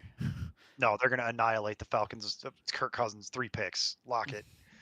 Like, it's like Kirk Cousins, multiple sacks, multiple picks. That's what I'm looking at for that game, because he's not fast enough to run away from it. So it's not going to be pretty. It's not. The only hope the Falcons have is if Seattle literally just doesn't take them seriously and dicks around all week at practice and doesn't prep right, and then loses just because of their own hubris and arrogance. That's like the only way Atlanta could win this game. That or Bijan and Algier just dominate so aggressively That's that, what I was that gonna they say. just They control the yeah, time of possession, and that's how that game ends. Is that they've held the ball for 39 the minutes. whole game. Yeah, Yeah. they've held the ball the whole game, and it's literally like both of them have 100 yards and 2 touchdowns. That's the only way you win outside of Seattle blowing their own foot off. Yeah. Like it's like that game should be. That's the problem you have is that game should be really easy for Seattle, so it could lull you into a false sense of security. But yeah, I'm not playing Darnold. Things I would entertain though are like Goff, Burrow, Mahomes, Mayfield, possibly Love, possibly Brissett, Yeah. possibly. But outside of that, I'm not doing Bo Nix. I'm not doing Daniel Jones. I'm not doing Herbert coming off the hand surgery. I'm not doing Lawrence. I'm not doing Darnold. Like that's too far away. Yeah. It's not. That's closer, but I still think we have to go with Lamar on that one. It's barely, but him not rushing is really. I mean, he's clearly limping. Yeah. Like it's like, and he's never. This is the thing about Lamar that we've been saying for years is, the minute his rushing ability is gone, he's out of the league. He's gotten better over the years at being a pocket passer, but we've seen the zenith of that at this point, and it's just not good enough. So he will be the MVP and in the MVP conversation every year that he's not hurt and has that rushing floor and can take over the game with his legs. But the end of Lamar is going to come so fast that it's going to surprise people. There's just going to be a year where Lamar is done. And we're just going to see it. And I'm not sure when that is exactly, but it's going to happen. It's going to happen in a more ugly way than other quarterbacks you see age out of football. Yeah. All right. PPR flex. Do I play both Swift and Monongai or sit one for Worthy or QJ? I'd play them both. Yep. As long as they're both healthy, they're both playing for you. Yeah, I'd play That is them one both thing the over Bears that. are doing very well right now is running the ball. I don't trust Worthy as far as I can throw him at this point. It's not his fault. It's the team he plays for. And QJ, Same issue. yeah, literally. We don't have like, tackle. We don't have a tackle. Literally, the Chiefs and the Chargers have become the same team. No tackles and no guard. Yeah, they both have really bad O-line issues. And their quarterback is trying desperately to keep it all together. Like, desperately just muscle trying it through the best they can. Yeah. When Herbert broke his hand, I was like, this started to feel real familiar. Like, I've seen this movie. Yeah. And then it was his non-throwing hand, and he had surgery. He's a tough man. That guy. Could you imagine, Jason? Everyone who's listening to this has played football at some level, right? You got to assume at least at some level, more than likely. Could you imagine trying to play football with your even as a righty and being asked to play quarterback with your left hand being broke? I could probably do it, but it would just be really, really, really unpleasant, and it would be hard to defend yourself, and it would screw with you in weird ways, like just being able to handle the snap and then like set yourself, and like it just doesn't sound fun. Yeah, you're trying to do so much with your right hand, like to compensate. You're like, okay, I have to catch it. It just this is more of a backstop at this point. Yeah, it just sounds really unpleasant. Yeah, in a lot of ways, and I give him a lot of credit. He's a tough man. He's a big man. He's more of a man than me. I'll tell you right now, if I broke my hand, I'd be like, I need more Flintstones chewable Vicodin, and I need my whoopee, and I need to go lie down. Like I know how I am. I ain't going out on no football field with no broken hand. You out of your damn mind. Of all the games that I would like him to sit, this would be the one. Be a decent idea. Eagles Monday night. No, thank you. Have another week. Yeah, it's gonna hurt. They're gonna. If I'm the Eagles, and I'm not. You should be thankful, because I can tell you what I would do if I was the Eagles. I would blitz you on every play. Literally. Yep. I would stack the box, and I would blitz you on every play and make you throw it and make you take 40 dropbacks. You are dropping back on every play. And if you can beat me with your hand broke, throwing the ball 45 times, then congratulations to you.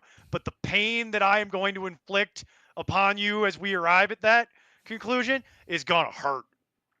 It's not going to be fun. So that's, I give him credit. He's a tough guy. Like, Yeah. He wants it. He wants it bad because normal people with their hand being broken are going to be like me, and they're going to be like, I want my Flintstones chewable morphine, and I want my blankie, and I want you to come be nice to me. And read me a story. Like, can we watch a movie? The 007 Bond marathon is on right now. What about that? Like, Harbaugh's over there just massaging his feet and oh feeding yeah, him with a oh bottle. He's that's like, happening. That's happening. Where do you think he got the Flintstones chewable morphine? That's from Harbaugh. Got it out of the private stock. yeah. All right. More importantly, have Stafford and Baker, but Jay Daniels is on waivers. Is he worth a pickup? I'd probably just roll with what you got.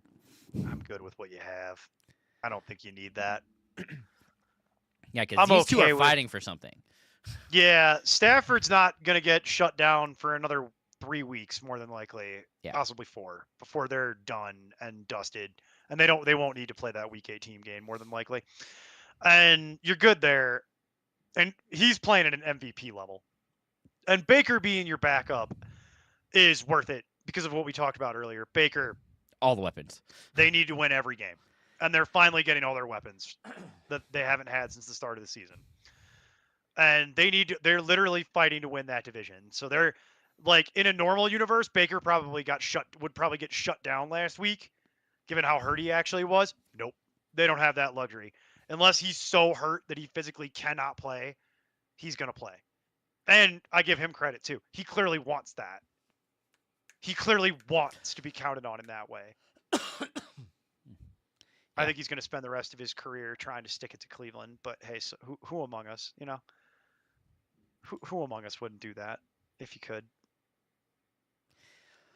Yep. All right. And then PPR flex, Monongai, Wilson, Monty, Franklin, D. Moore. Wilson. Ugh. Yeah. It's Wilson. Aaron, just slot in Lamar. Do I The only thing about that would be if I go for it. It's Wilson assuming MHJ isn't playing.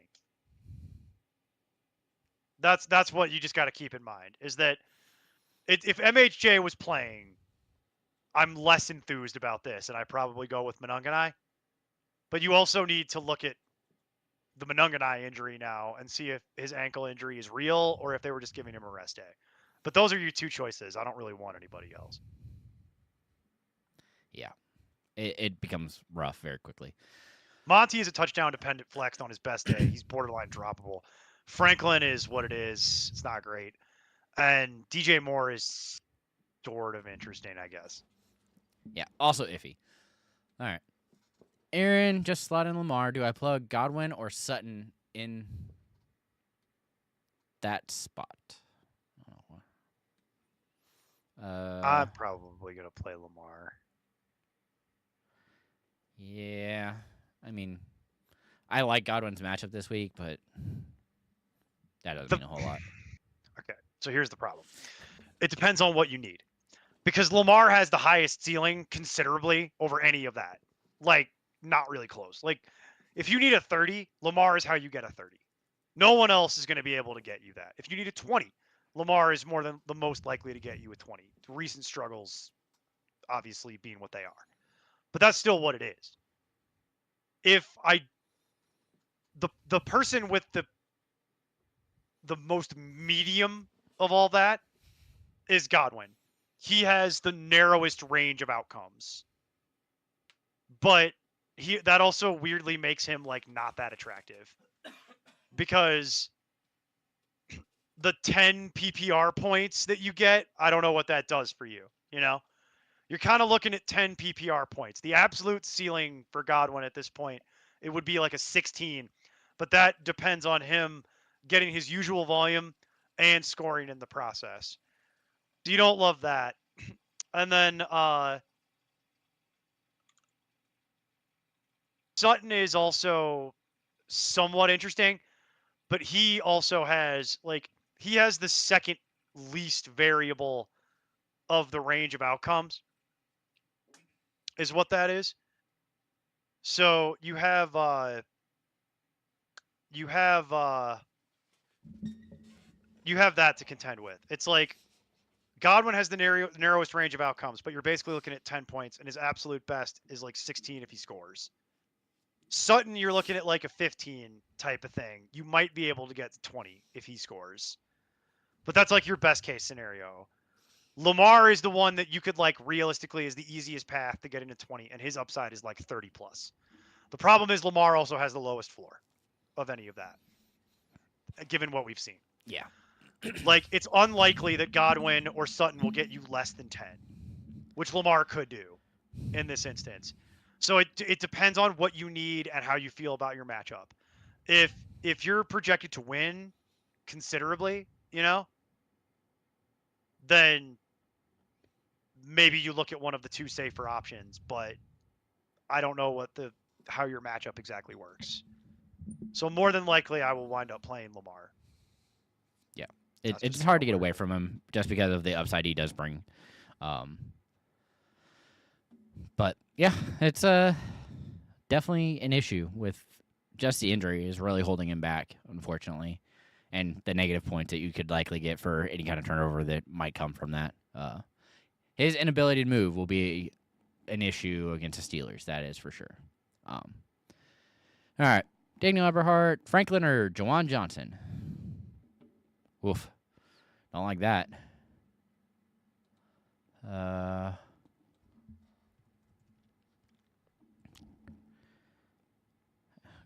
lean Juwan just because Olave didn't practice. Yeah. Not that means a whole lot. Again, somebody who's usually healthy. So I'm gonna stick with Franklin. I have Franklin a little bit higher. Yeah, I mean they're similar enough players. Problem with this, this is largely a coin flip. Is the issue? Yeah. One thing I do know is that Juwan's going to see targets. Yeah. That's the one thing that you can count on is that Juwan will see targets. Will they be anywhere near him? Does become the issue. Like, will they be actually thrown to him, or will they be thrown 5 feet over his head or into the ground? We don't know, but he will see the targets as long as he is playing. Whereas Franklin might not, but if he does, historically good things happen. So it's that's why I say it's like a coin flip. I prefer Franklin slightly, but it's pretty close between those two. Yeah, that's a tough one. The random Speaking of random rotations that continue to happen in the Broncos, that might be the hardest question we've had today. Yeah, because it's so close. Yep, it's ridiculous. It really depends on what you need. Right there, it's like right on the line. They're both flex plays, but they both have issues, and it's like they're right in that same category of like, yeah, it's a flex play, but there's some warts, and there you go. All right, Ron Smith, start 2 in flex, full PPR. Gainwell, Neal, Waller, or Pirine.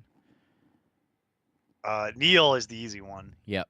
Then it becomes the harder part. Then it gets questionable.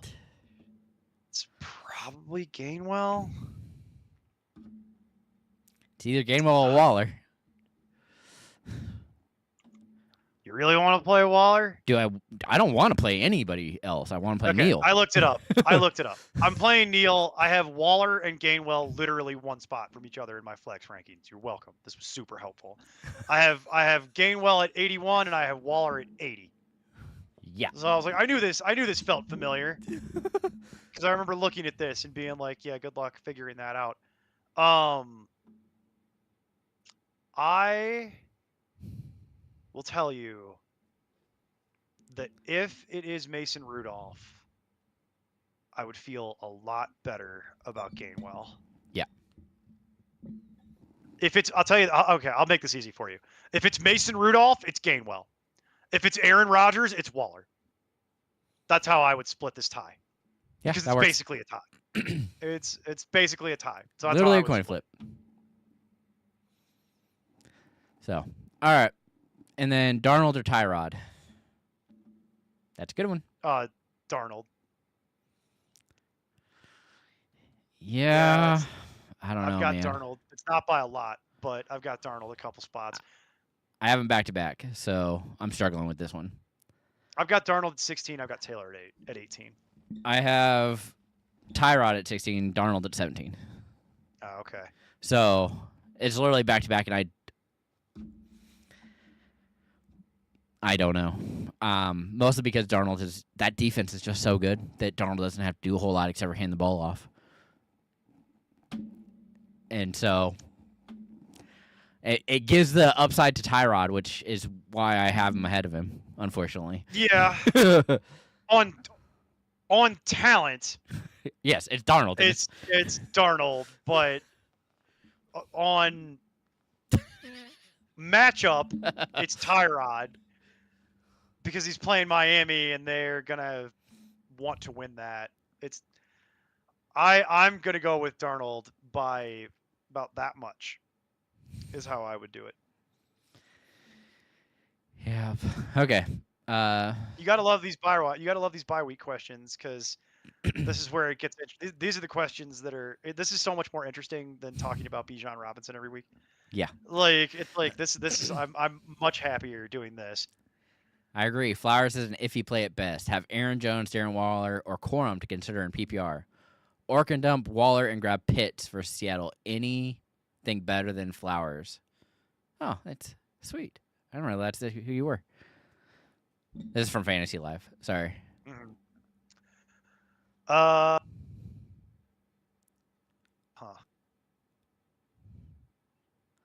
think this again comes down to. I think I'm just gonna play Flowers. Yeah. None of that is really good enough to like talk me off of Flowers. And I would normally agree going with Pitts is a good idea, but it's Seattle. Yeah. Who literally do so good at taking away anything that you like. So.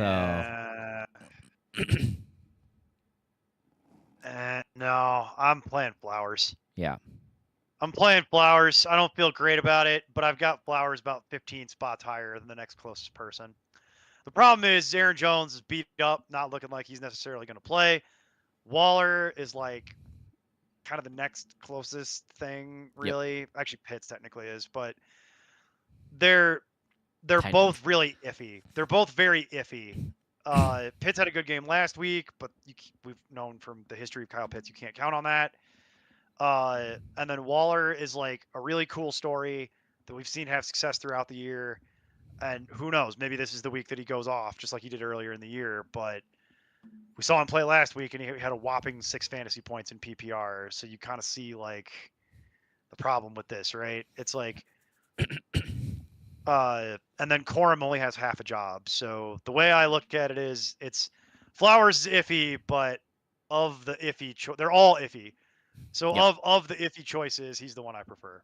Offers the most upside too. So he does definitely do that. All right.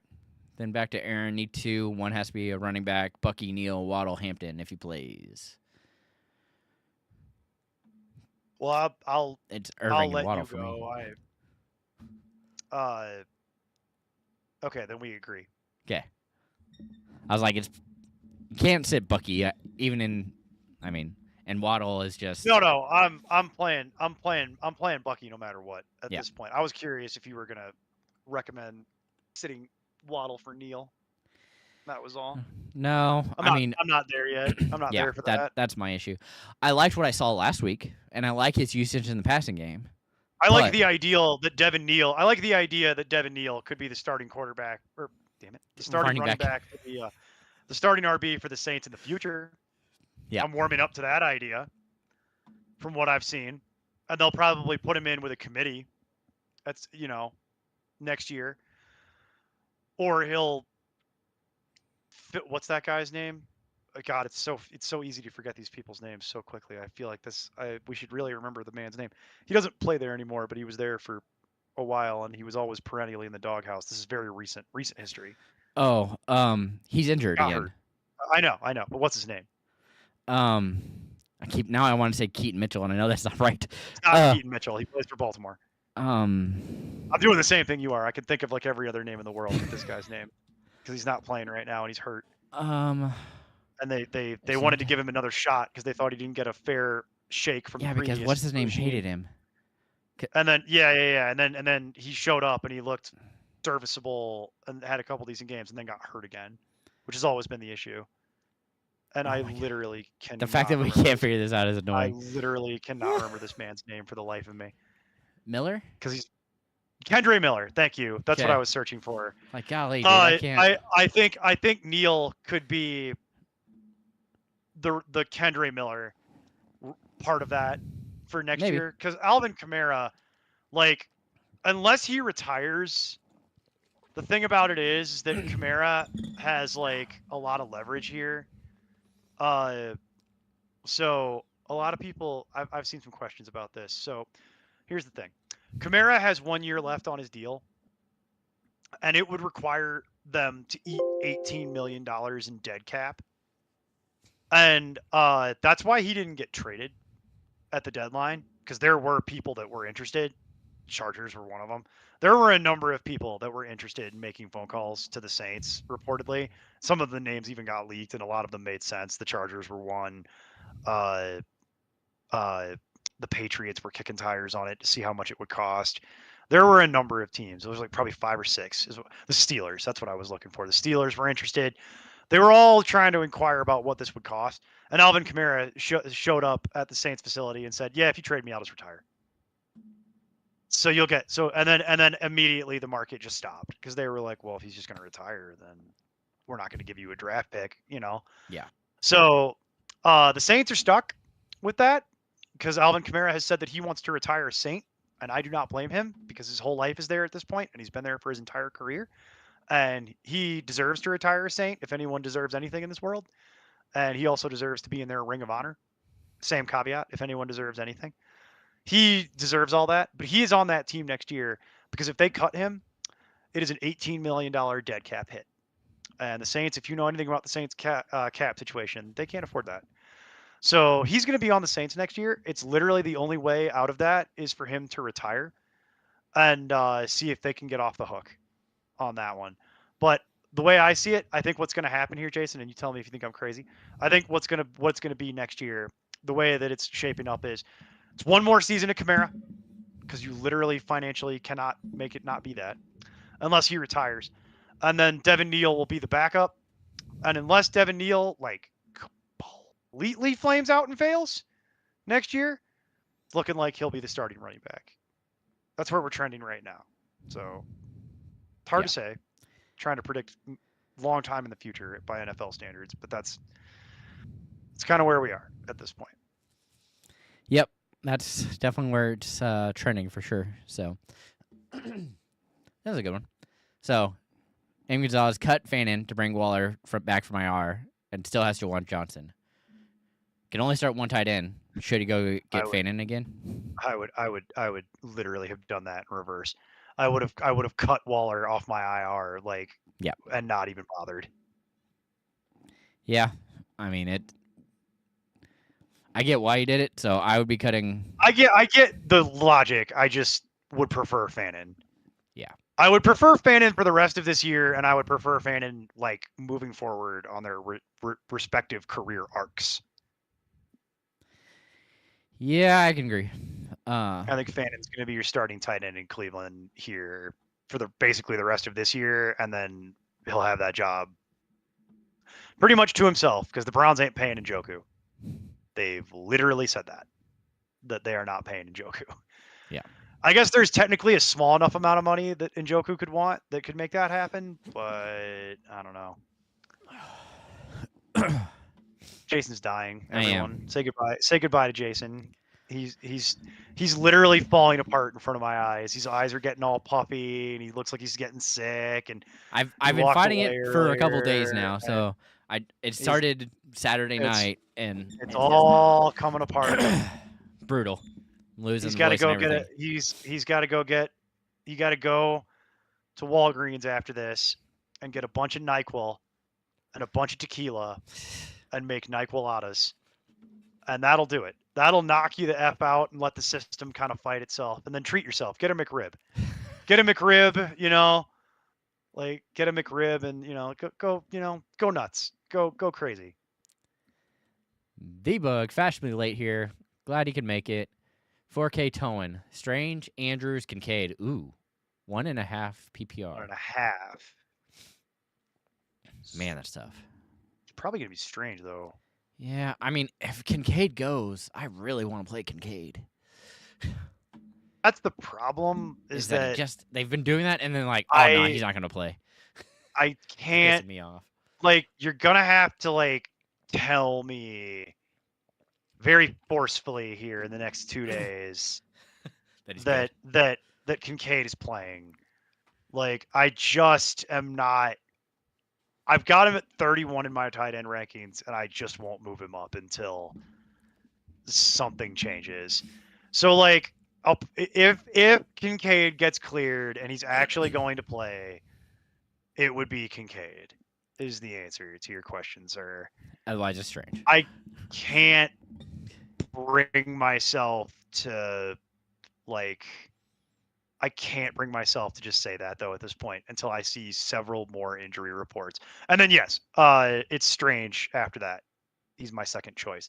Despite the fact that Jason's favorite news story of all time, Mark Andrews inks a 3-year extension with the Ravens, broke today. I know. Look at how happy he is. Look at how excited he is about it. He's so happy that Mark Andrews got a 3-year deal. Oh my God. Even Mark Andrews wasn't this excited. Like it's crazy. Like, I've never seen someone more enthused by the news of today. 3 years, $39.5 million. It's just stupid. Considering he was almost like retired. They were talking about getting rid of him at the end of last season because he played so poorly. Yeah. It's a lot of money to play a guy who's basically just a red zone weapon for you. Yeah. But Lamar loves him, and they've given Lamar all the money. Yep. So Lamar makes the choices. Lamar wears the daddy pants. Glitchy made it in just in time. Oh, okay, good. Daniel, of course, is asking Strange. for Angela. Strange or Fannin? Strange. Strange. That one's easy. I wish all the questions were that easy. Pick one flex. Allen, Monty, Sharp, Tez, or the tight end you didn't pick. Fannin. Has it really come to that? Has it really come to that? Has. It might have actually. I don't. Except for this is a game that's like set up for Allen to just torch. That's literally what I'm looking at. That's what I'm literally looking at is I've eliminated like all of this. Like Montgomery, Charbonnet, Tez, all eliminated. Like none of that cracks it. Like in fact, it's not even really that close. It really comes down to it's Keenan Allen or it's Fannin. And I've got Keenan Allen just slightly higher. I've got Keenan Allen about 7 spots higher, and it's because, yes, on paper, it's a terrible matchup. However, this is literally set up to be the Keenan Allen God mode game. Because Herbert's not going to have a lot of time to throw. He's not going to be able to throw far. And Allen's going to be wide open. And Allen should be open this entire game because they're not going to double cover Keenan Allen. So it hurts me to say it, but if it was me, I would probably roll out Keenan Allen. However, and that is very dependent on Herbert playing. Yeah, that is very dependent on Herbert playing. If Herbert's not playing, then you can forget everything I just said. And play Fannin. Off this list, there's only 2 choices. It's Keenan Allen or it's Fannin.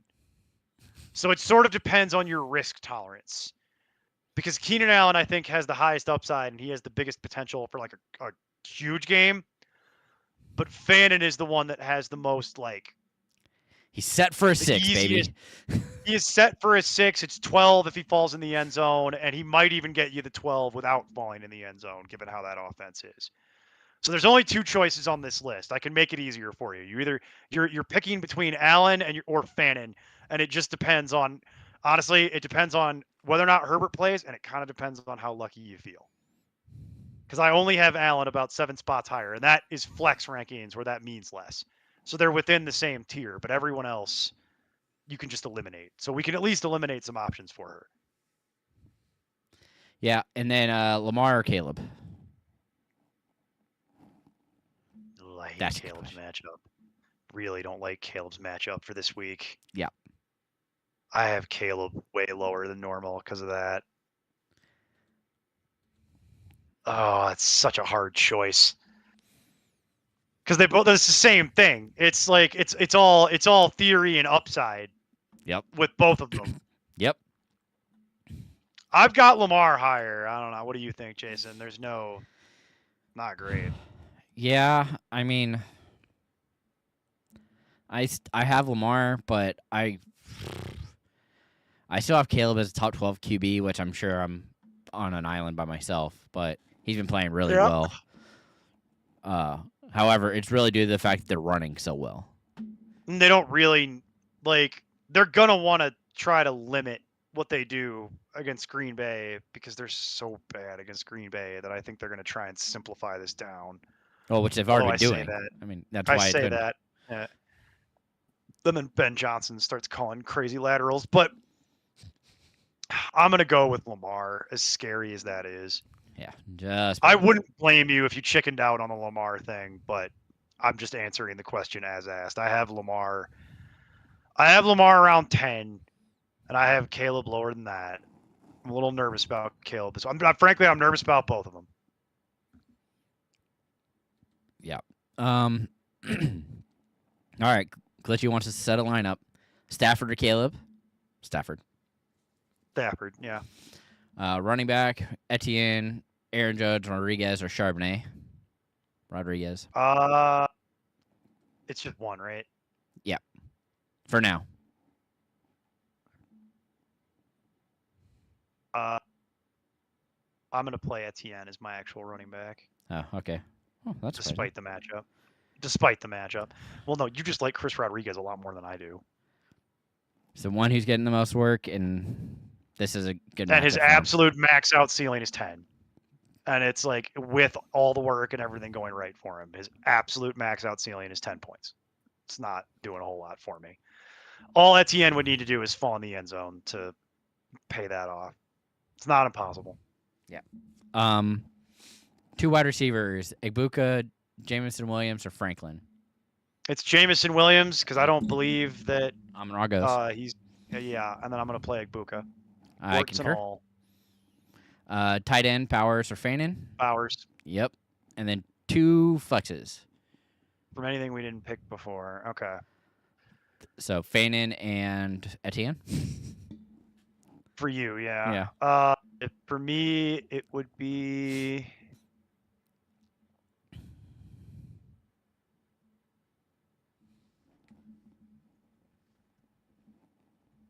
Not great. Yeah, that's what I thought. Okay, well we agree on Bannon. Okay. Oh. Sort of. we agree on Bannon. I'm gonna play Bannon as one of my flexes. And then the other one for me would actually probably be Troy Franklin. That's what that would likely be. Because it's PPR. Yeah, that's fine. I know this from other weeks that it's all close to the same at that point. It's like you're picking between, for the final spot, you're picking between Charbonnet, Rodriguez, because I don't think Jones plays. So you're picking between Charbonnet, not playing that, Rodriguez, and Franklin. And frankly, all 3 of those choices don't do a whole lot for me. They're all pretty close. Yep. So it's like Charbonnet I would rule out pretty much immediately. So you're really picking between Rodriguez and Franklin, and I like Franklin a little bit more than I like Rodriguez in That's PPR. Fair. I just like the numbers that I keep seeing from Rodriguez that aren't showing up in ways that really matter to people. Like his avoided tackle rate looks really good. He's breaking off some good runs. he's what they were hoping Austin Eckler was going to do for them. The problem is that their team is so much worse than when that theory was getting concocted in the offseason that he's fine. It's just he doesn't really do a whole lot for me, unfortunately. All right. I would prefer to start the wide receiver. Yeah, that's fine. The bug, Dak or Stafford? That's Dak. Yeah, it's going to be really hard. Yeah, I got Dak at 2. Okay, that's what I also. It's going to be really hard. It's going to be really hard to sit Dak this week. Neil, Monty, Allen, Higgins, Jaden, not T. Oh, okay. It's going to be Higgins and Neil. And yeah, we agree. Higgins is starting to do things. He's starting to. They're keeping him out there. Well, the question was, would it translate with Stroud being there? And so far, that one game, it looked okay. It looked okay. So it was fine. Yeah. Not as good as with Davis Mills. No, but still seeing red zone targets. Still, things are happening. Things are happening. It's okay. Okay, 2 wide receivers, 1 tight end, and 1 flex. Odunze, BTJ, Myers, Mike Wilson, Kincaid, Neal, Rodriguez, Hunt. Wilson and Myers for both of us, right? 2 wide receivers, 1 tight end, and 1 flex. Okay. Yeah, it's going to be Wilson and Myers, dependent upon MHJ playing potentially. But yes, for right now, you're looking even at if he Wilson doesn't. Well, that gets into Rome Odunze and whether or not he's actually hurt. Yeah, that's fair. So that's why I slightly pause. It's the foot. So we got the fact that it says foot makes me so nervous, dude. Foot. Yeah, no, anything that says foot is usually really bad. And so I want to hear the George Costanza get out of here. For anyone who knows, I want to hear foot injury, get out of here. That's what I want to see on that injury report tomorrow. And anything that isn't that is still sketchy. So right now it's Myers because he's been really, really hot. And it's Wilson because as long as MHJ doesn't play Wilson. That's easy for the 2 wide receivers. Your tight end is going to be... It has to be Kincaid. It's the only one on there, right? There's only one. I just realized there's only one tight end on there. Yeah, there's literally 1 tight end on here. So it's Kincaid, assuming he plays, right? We'll just go with that. And then your flex. And the flex gets interesting. Because then we revisit real quick the Rome Odunze foot. Yeah. Because if I hear Rome Odunze is off the injury report and he practices in full pretty much the rest of the week, the answer is Rome Odunze. That's where we're at. If I got all kinds of crappy practice reports about Rome Odunze and then he might not play or whatever, all that crap-a-rama, okay, we're going to Neal. We're going to Neal. He's my next choice for my flex behind Rome Odunze. Yeah. It's going to be hard to convince me to play BTJ. At this point, he did okay this last week.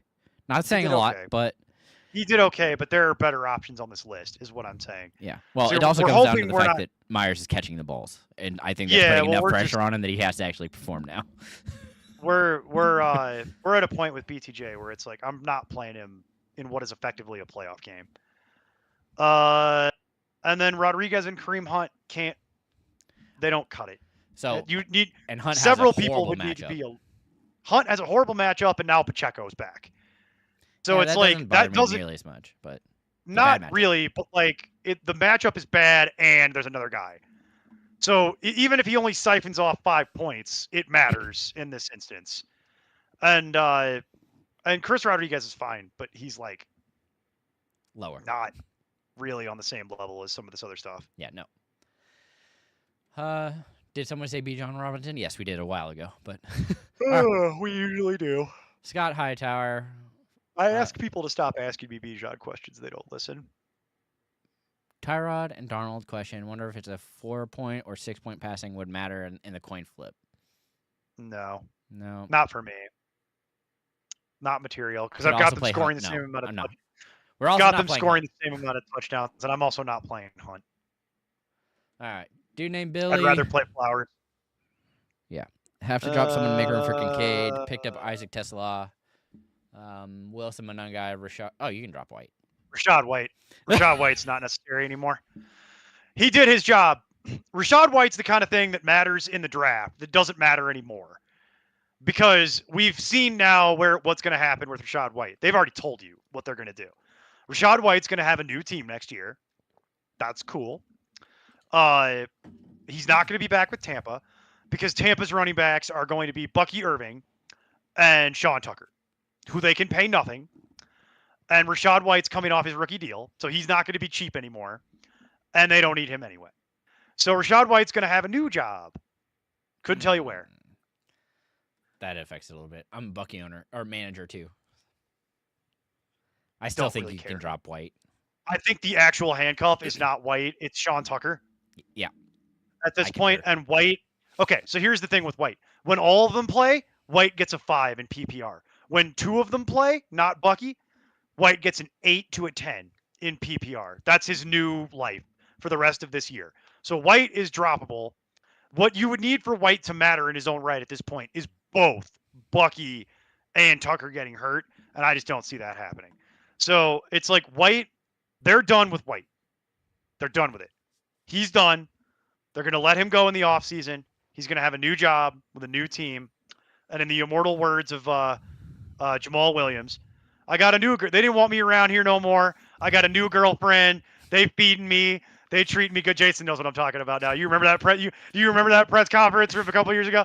Of all the people I know, you might be one of like the 5 people I know that would remember that. Because no one in the audience know. I'm literally just doing this show for you now to try and make you feel better. Like that's because you're like the only person I know that would probably remember that press conference. It's hard not to love that guy though, man. He's such a fun guy. Like he strikes me as someone that would be fun to hang out with. Like we could be friends. He's a big nerd. I love it. He probably plays like Marvel vs. Capcom 3 and like or whatever nerd crap he's into. Like he seems like an actual like normal person too. He never made an amount of money that like would elevate him too far beyond like normal people status, like to the point where you just don't relate to the common man anymore. Jamal Williams strikes me as the kind of guy who's been to the grocery store within the last 5 years. You know what I mean? Like it's like he goes weekly. Don't lie to yourself. Yeah, he has like somewhat of a normal life, I think, compared to other people. But that's going to be Rachaad White at the end of this offseason. He's going to get a new job. We'll see where that is. I literally couldn't tell you where it's going to be. I'm sure he'll get a job. I just don't know what that will be. It won't be in Tampa. Yeah. They ain't got the money for that. Glitchy actually came up with Kendra Miller too.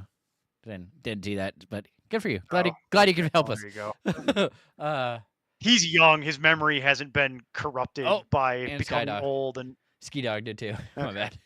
So, all right. We got there. Give me a minute. Jeez. We're just old. Rocking Kincaid and Strange. Nice. I'm just more tired. I'm not even going to blame the old age on this one. I'm just exhausted. Dude, yeah, this is brutal. All right. Pick a D. Miami. Yep. I also have Miami the highest. I think Commanders are actually my second on that list. If you don't want to get involved in the whole Miami thing, I also have the Commanders right in the neighborhood on that. Yeah, they're close enough that you can do what you want out of those two. Yeah. Pick between the top 2 on your list, and whichever one you're more comfortable with, go with that. I think they're both good choices. Yeah, I have them back to back at 8. So do I. Okay. All right. Rams at Arizona or Houston at KC? Yikes. Yards allowed don't matter. Yeah, you're still going right. Still Rams. Oh, man. Yeah, it's probably still the Rams. They're just still so Rams good. For me. Texans have been so good all year, so I understand. They have, but you're literally trying to figure out scoring. So let's put this another way. What's more likely to happen? The Chiefs pull their head out of their butt and run up 35 points, or Arizona completely poops its pants against a real team and gets sacked 15 times? Because that's what I'm expecting, is for them to just bull rush Jacoby Brissett again and again and again until he's picking his broken carcass up off the floor. That's what I would do. We're blitzing on every play. Yeah. But again, they're both top 10 defenses for me, I think. They're good. They're good choices. I have the Rams at 4 and the Texans at 6. Admittedly, that factors in the yardage, but in this case, I don't think it matters. Yep. All right, D-Bug. 1 tight end, 2 flexes. DK, Neal, Franklin, Addison, Strange. Is D-Bug Daniel Ward? Is that who this is? Probably. Because if That'd it's make more not sense. Daniel Ward, Yeah, the layout is the familiar formatting, the volume, like it's got to be him, right? Like I don't think it's possible for it to be anyone else. All right. Daniel, is it you? Yes, it's definitely Daniel. It's got to be. It's got to be Daniel. Okay, so pick a tight end first. Strange. Yeah, Strange. 2 flexes. Neal and Franklin. You're really just gonna completely ignore DK Metcalf? I am.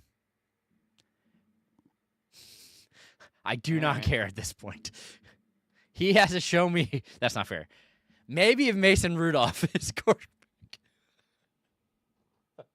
Look at my flex rankings. Yeah, it's been a brutal 5 weeks with one useful game.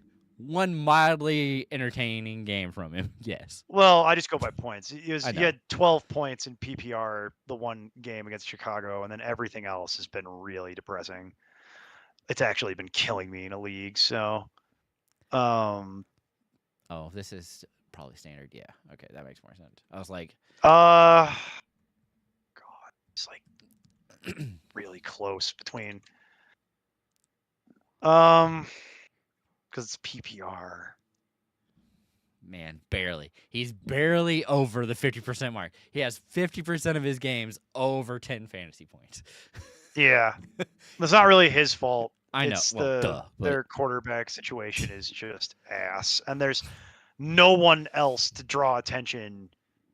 Because I wouldn't cover Calvin Austin either, because I think we've seen what Calvin Austin is at this point. It would help if he could learn to catch a football.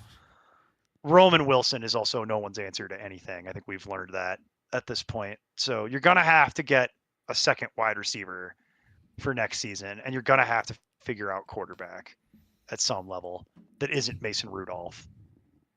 So Jacoby Brissett might be coming. No, you probably just got probably it's actually probably Russell Wilson. Oh yeah, it's probably that, but they didn't like that before, so like maybe they won't do that because they've already done that before. Maybe it's Jacoby Brissett, and they just finally do the bridge. They bring the bridge to Pittsburgh. Pittsburgh's got lots of bridges, like he'll fit right in. I'm waffling because I don't like my choices. You're not answering. The answer to this is Strange, and then one of the flexes is going to be Neal. I'm definitely doing that, and I hate all your other choices. I really don't like them. Let's see.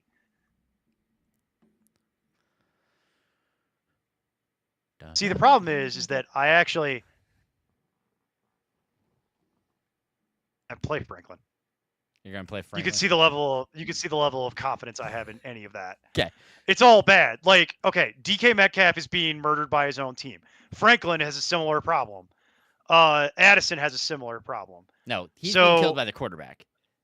Well, that's what I mean by his own team. If Carson Wentz was out there, baby, play Addison all day. Good luck with that. All day. But it's like, look at all of the other players have problems. That's why they're on that list. Yeah. DK, Franklin, Addison, they all have issues. And they're all kind of the same guy at this point.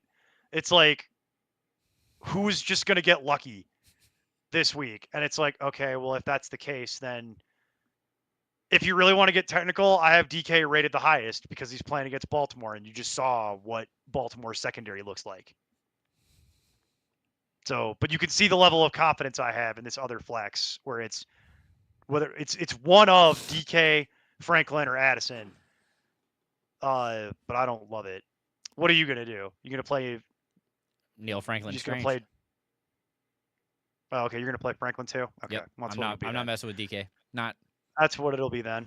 Broncos I've got DK and Franklin. I've got DK and Franklin right next to each other. Oh, that's fair. Broncos, Seahawks. Again, back to back. Broncos. Have them at 1. No, I've got. Oh yeah, I got Broncos at 1. There it is. That's why I didn't see it. Yeah, I got the Broncos at 1, literally. So Broncos. And then PPR pick 2, Allen, Wilson, Higgins, QJ. Wilson and Higgins. Yep. Brissett, Mariota, or Trevor Lawrence. Brissett. Just curious on your thoughts on Thielen.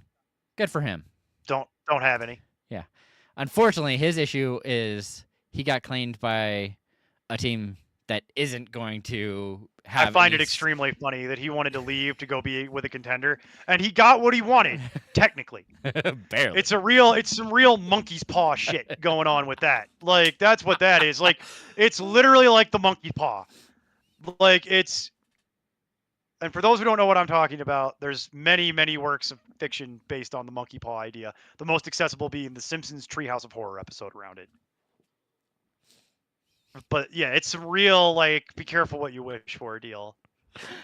Yeah, Nike Pilates. Exactly. See, he gets what I'm talking about. See, like Scott understands. You got to make Nike Pilates. Like, or I'm sorry, Nike Pilates. Okay, that works too. That works too. I'm from Chicago. I don't pronounce vowels properly. Well, one's like a rum chata. The other one is like a margarita. Oh, okay. Sure. It's gonna work either way. I'm telling you.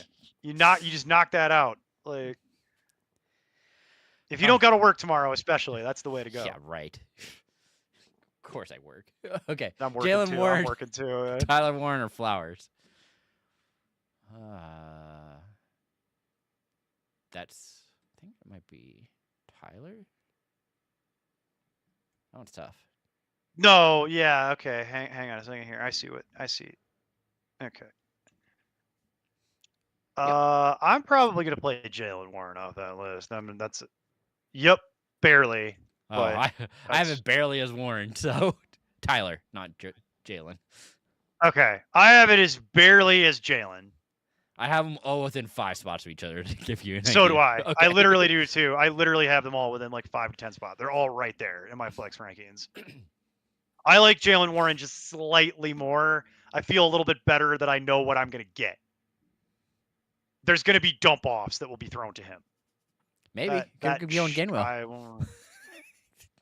It's the most aggravating trust me, man. split ever. I hate this. I hate that team, and it's just so convenient because I've always hated that team that it just fits right in with my plans. Don't even have to alter my plans with that one. All right, back to Daniel. So annoyed. 1 wide receiver, 1 tight end, 2 flexes. Marks, Neal, Rodriguez, Worthy, Moore, Strange, Fan, and Kincaid.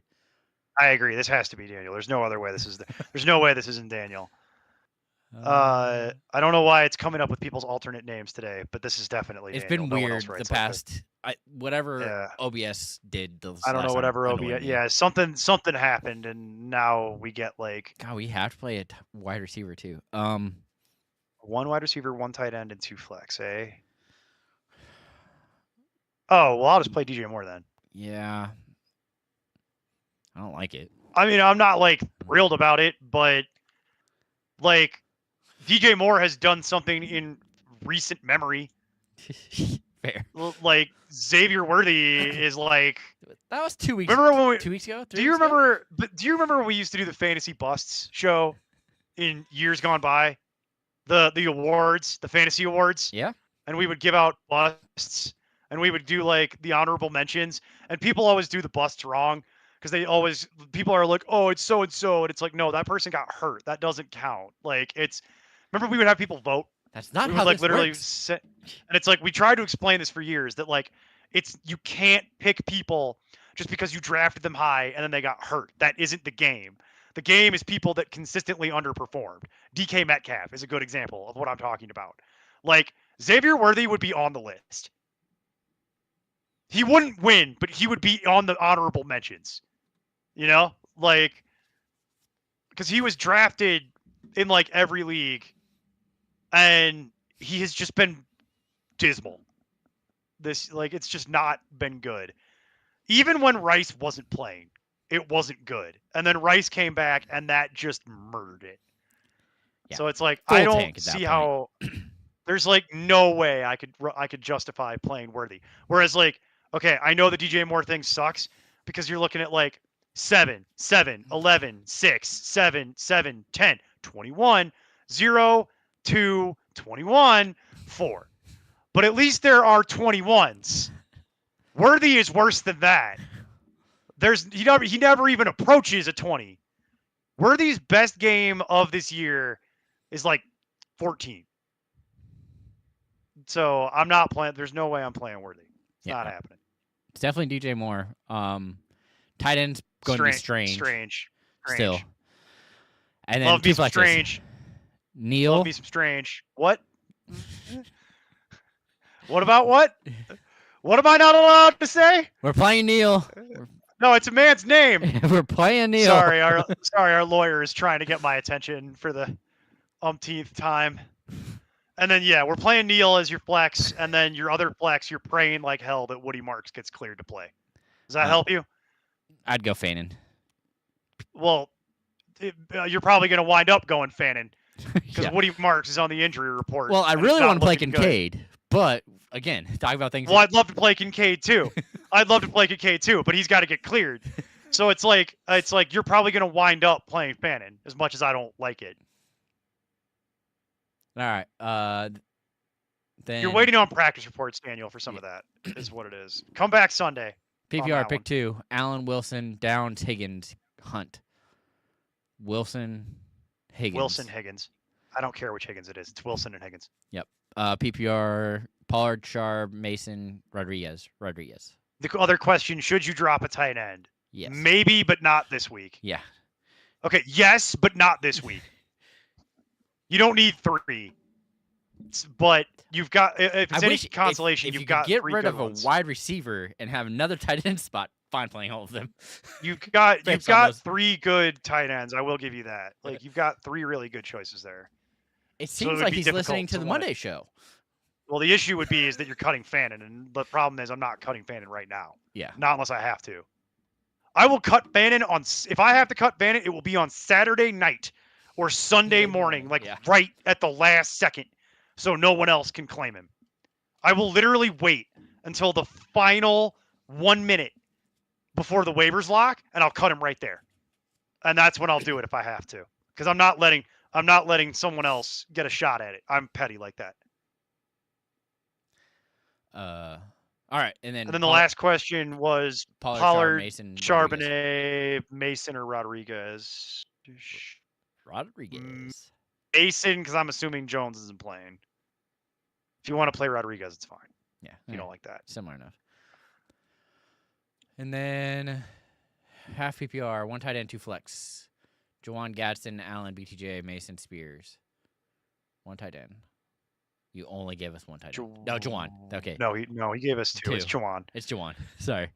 It's Juwan, and then the flexes are BTJ, Keenan Allen, and you really want to play BTJ? Not really, but I'm Allen.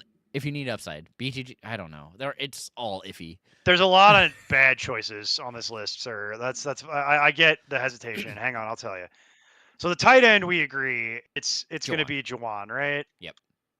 Okay.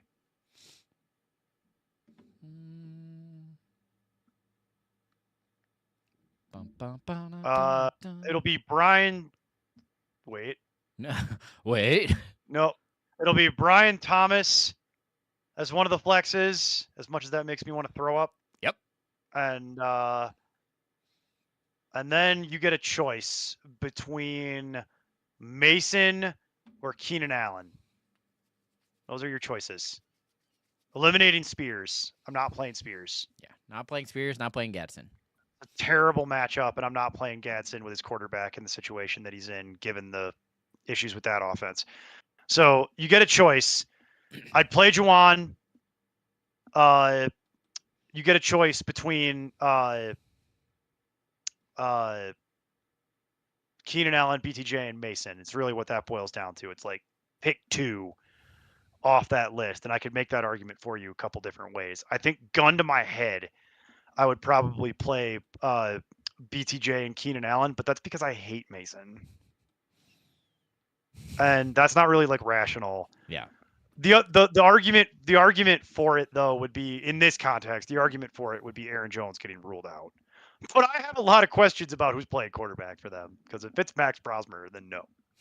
We're not playing If it's anything, that's the Brosmer, case. there are no startable Vikings. So that becomes that. Top 10 defenses this week? I feel like I'm not listing 10 defenses. We're not listing 10 defenses. I mean, we've covered all. We did Broncos, Seahawks, Rams. So Browns, Texans, Bucks, Dolphins, Commanders, Eagles, Chiefs. Okay. So there, that's it.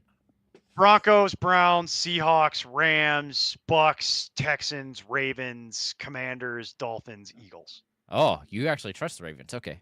Good for you. No, I have them way too high then. But I have them at 7. It's not that high. It has more to do with the fact that I think Mason Rudolph sucks. You know what? All right. Okay, it's Levi Stevens. Goff or Mahomes? Goff. Yeah. Oh yeah, Goff. Okay. I was like, whoa. Goff. You're Best matchup. Best matchup. It took me a second to process what he was asking. Goff has like the best matchup of the week. Glitchy, should I drop Chardonnay for Mason? Sure. I wouldn't. You wouldn't? No. But again, you're asking the wrong person. Mason at. I'm known Jordan Mason is terrible guy. So like, again, this also comes down to quarterback. Yeah, that matters too. If it's Brosmer, you can't play a single Viking, except for maybe Hawkinson. Sorry, I will maybe. I would need to know what my other. I was like, I would need to know what my other options are, though. I'm not trusting it. Mason has been god awful. With Jones, and he's been at running back. He's had one double-digit game. Okay. No, he's not had one double-digit game, but he's had one good game. He's had like 3-4 double-digit games, but they're all like barely qualify. He had a 23 in week 3. The next closest he got to that was 12, and all the games are like that. It's like 10, 10, 10. Like it's like barely gets to double digits. But that's like earlier in the season. Since the bye in week 6, 5 out of his 7 games, he has failed to crack 5 points. In full PPR, by the way, where it's like hard to do that. So 5 out of his 7 games, he has been completely unusable and probably cost you a game. And if they have Brosmer, no, honey, no way. So I would much rather deal with Charbonnet and his stupid vulture touchdown crap. Yeah. The real question is Franklin or Rodriguez. Because that's close. You're not playing. That's close. The thing is, you're not playing Charbonnet or Mason over those two. No. The question I would have is, I'll tell you how I would view that is Franklin, if I need upside, Rodriguez, if I'm projected to win and I need 10 points, like guaranteed 10 points, because that's the issue. Rodriguez's floor is 10 points. His ceiling is also 10 points. That's the issue with Rodriguez. You will get 10 PPR points if you play Rodriguez. That is how that works. If you play Franklin, the range of outcomes is a lot higher, but he's got a lot more ability to get more than 10. And we kind of touched on this too, Glitchy. If Aaron Jones does play, do I play him in my flex over Rodriguez or Franklin? Kind of depends on quarterback, but him being injured, probably not. Yeah, probably staying away from that. As a veteran of Aaron Jones's career, historically, when he gets hurt like this, it's kind of the end of his season in a lot of meaningful ways. Even when he doesn't get IR'd. That's surprising. Sorry. We actually have a trade question. Owen? No, that's not possible. Trade deadline is tonight. Should I trade Javonte, Ladd, and Devo for Achane and Henderson? It's a probably. Is this PPR? It depends on the format. Format, league type. Because if it's dynasty, probably prefer HN and Henderson for like the next 3 years as compared to Javonte, Ladd, and Debo. I'm going to go ahead and make the following assumptions, unless I'm told otherwise. This is a 12-team PPR redraft league, is going to be my operating assumption, because we are not told, and I cannot spend too much time on this because this show has already gone very long, and we still have like a whole other segment we need to do before we get out of here. Yeah, we so still have like I'm trying to be 10 questions left. I know, and I'm trying to be respectful because it's the last regular season one, so a lot of people want to get their questions answered, but I really can't spend 30 minutes dissecting this with you. This is why we have the Discord, but I will answer your question with the assumptions that I've outlaid. I'm assuming this is a 12-team PPR strictly redraft league. If it is that, I would take this deal. Because if you're not playing Debo, then you haven't lost anything, and you're getting the best piece in the deal, which is Achane. You're getting Achane and Henderson. Ladd, I don't think they win another game this year. Very up and down. So with that in mind, it's not something you want. Yeah, I'm willing to do this deal based on the assumptions that I made. Now, if this is a dynasty league or something, or it's like standard scoring, or you got to give us a little more to work with. But based on a 12-team PPR strictly redraft league, not a dynasty league, not a keeper league, I would take that deal because you're getting the best piece in the deal, and you're not really giving up all that much. I'm assuming if you're willing to entertain this deal that you have some sort of wide receivers. Yeah, it's okay. We sort of assume that. All right. Ski Dog 2, Allen, Dobbs, Strange, Neal, Godwin. Godwin and Neal.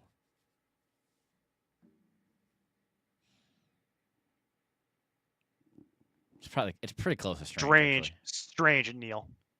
Oh, you're instead of Godwin. Okay, that's surprising. Yeah, I'm not super excited about what I've seen from Godwin thus far. And if I get word that Mike Evans is coming back, then all bets are off for all Tampa stuff. Yeah. Like I said at the start of the show. Granted, that was 2.5 hours ago. But like I said at the start of the show, I don't know what the target distributions are. So if this is going to be the first time, they're all playing together, because McMillan also got cleared. So it's like, what is the target distributions? I literally don't know. So I would try to avoid all of that. Whereas I know what Neal's going to get because Kamara's probably not going to play, and I know what Strange is going to get. That's fair. Titans, Colts, Jets, Steelers, or Packers?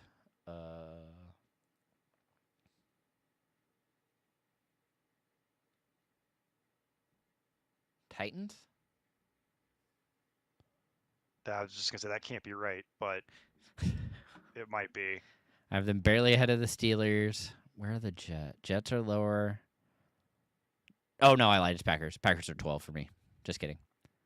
I also have the Packers. Okay. Although none of those options are good. Yeah, all terrifying. I'm sure he knows that, though.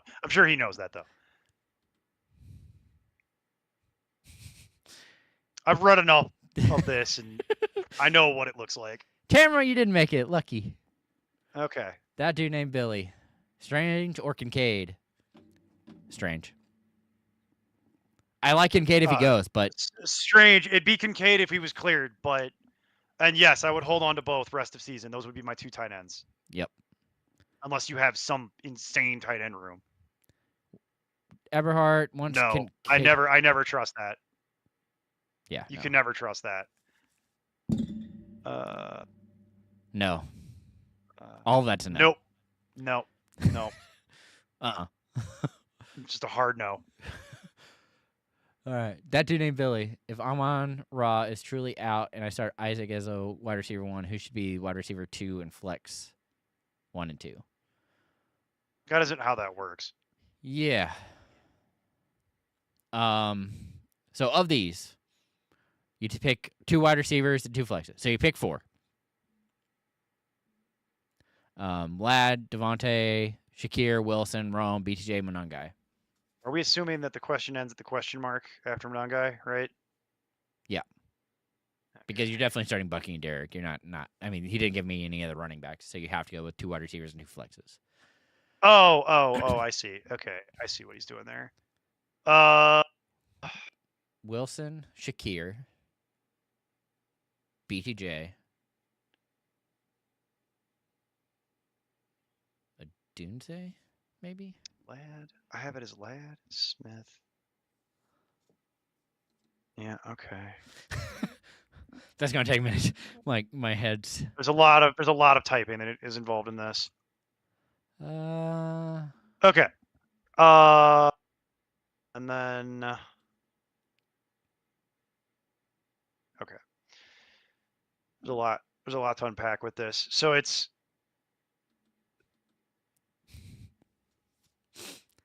I wouldn't even play Tesla off this list. Like I so that's would my first if thing. Amon-Ra was out. That'd be like the one stipulation. I wouldn't. He wouldn't even crack some of what else is going on here. Well, because Odunze is dealing with the foot potentially. Like that's the one thing that's holding me up, honestly. I'll just list it for you. I'm gonna play Ladd McConkey, Devonta Smith, Wilson, and Shakir. And I reserve the right to remove Shakir if obviously Rome Odunze's foot issue is not a big deal. And then I would swap out Shakir for Rome. Your team is too good to be dicking around with Isaac Tesla. Like, you don't need that. Like, it's just as likely that Jameson Williams just goes absolutely apeshit in this game and Isaac Tesla does nothing. Because I don't know what his job is. Like, there's no guarantee that Tesla just takes over an increased role whatsoever. Like, that's not a thing. He caught a touchdown last week. Whoop-de-doo. The benefit is the fact that they've already rolled out Raymond. Like, that was the one thing that was keeping me edgy. I'm still not sold on any of this. I would much rather deal with, like, the things on your team that, like, I know what they are. Ladd McConkey, Devonta Smith, Shakir in a great matchup, Michael Wilson if MHJ doesn't play, Rome Odunze assuming his foot's not broken, and then even then, if Rome's foot was broken, I would rather play Shakir or Mononganai. Like, there's no universe where I'm playing Tesla on this roster. Yeah, I'm more iffy on Ladd than people, and I'm also more iffy on Devontae because it's a roller coaster that I'd rather not be on. You could be iffy if you want, but there's still way more history on that mountain of those two players than the 0 sample size of Isaac Tesla that I have. All right, then back to Levi. I'm not going there. You guys, you do what you want, but I'm not going there. 2 wide receivers and a flex: Sutton, DK, BTJ, Monongai, Shakir, Pierce. Oh, this is gonna be fun. It's all bad. Oh, don't be a hater. Shakir isn't bad. I own most of it. Speaking objectively. I'm playing Shakir. I'm playing Pierce. Then it becomes interesting between BTJ and Monongai. Insane. I know. You've just gone out of your freaking mind over there. I am going based on what I've seen this year. DK is not what I'm trusting. Sutton, again, a roller coaster that what is going on with that team? And then you're going to play BTJ who can't catch. Yeah, but they're going to be throwing more. That's the one thing I can't trust about the Jaguars is this week they have to throw. Yeah. You've lost your mind. I'm gonna play. I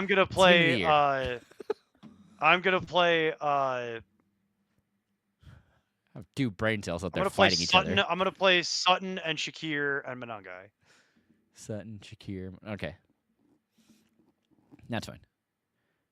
I guess it is half, so maybe Monongai makes. It's like I said, it's really close. I'm fine with Monongai or BTJ as the third option, but I'm still playing Shakir and Pierce. All right. I'm not playing Pierce. I know Pierce is your man crush because every time you look at him, you see what could have been in yourself, and you just want to be that tiny white guy playing wide receiver with hops. I know how it goes. I've worked with you for too many years. I know what the love is about. and he never denies this when I bring this up, by the way. That's how I know I'm right, is that he can't even bring himself to argue, like counter argue me. He just smiles and looks off wistfully in the distance as if to just like lose himself in this reverie about him living in Indianapolis and being able to have a 4-foot vertical. That would be I'm pretty sorry, awesome. what? I'm sorry, what? We were doing a show. I've lost track. Jones and Tura. Jones. I concur. Jones. Mason Taylor or Schultz? Schultz. Yeah, Schultz. Scott, this is a good one. How does snow or extreme cold influence your approach? Depends on who the quarterback is. Yeah, depends on who it is.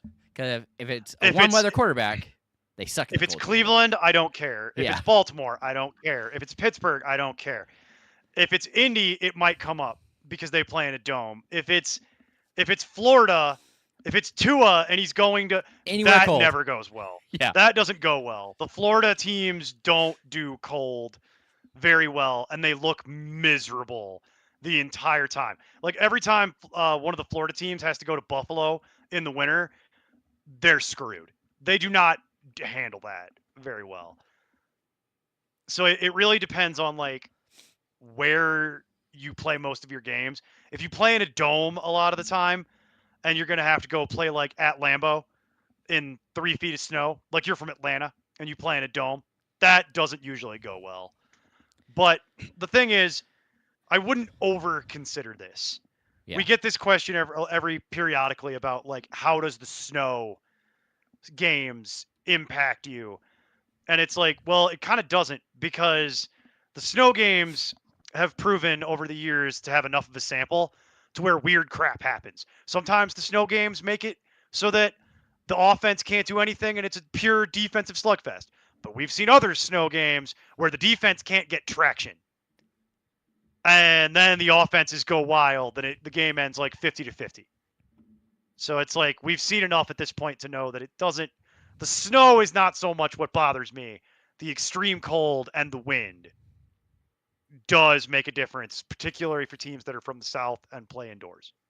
Yeah, absolutely. But I wouldn't overreact to it too much. But just factor it in a little bit. Yeah, benches are heated. Those areas on the sideline are so hot. They've got coats. They've got like it's freezing cold on the field, but on the sideline it's like 65. And it's only freezing cold for a little bit because then they start moving, and it's it's not as bad as people say, but it's like the wind. Yeah. If there's like a crazy wind chill, that'll do it. That moves the needle.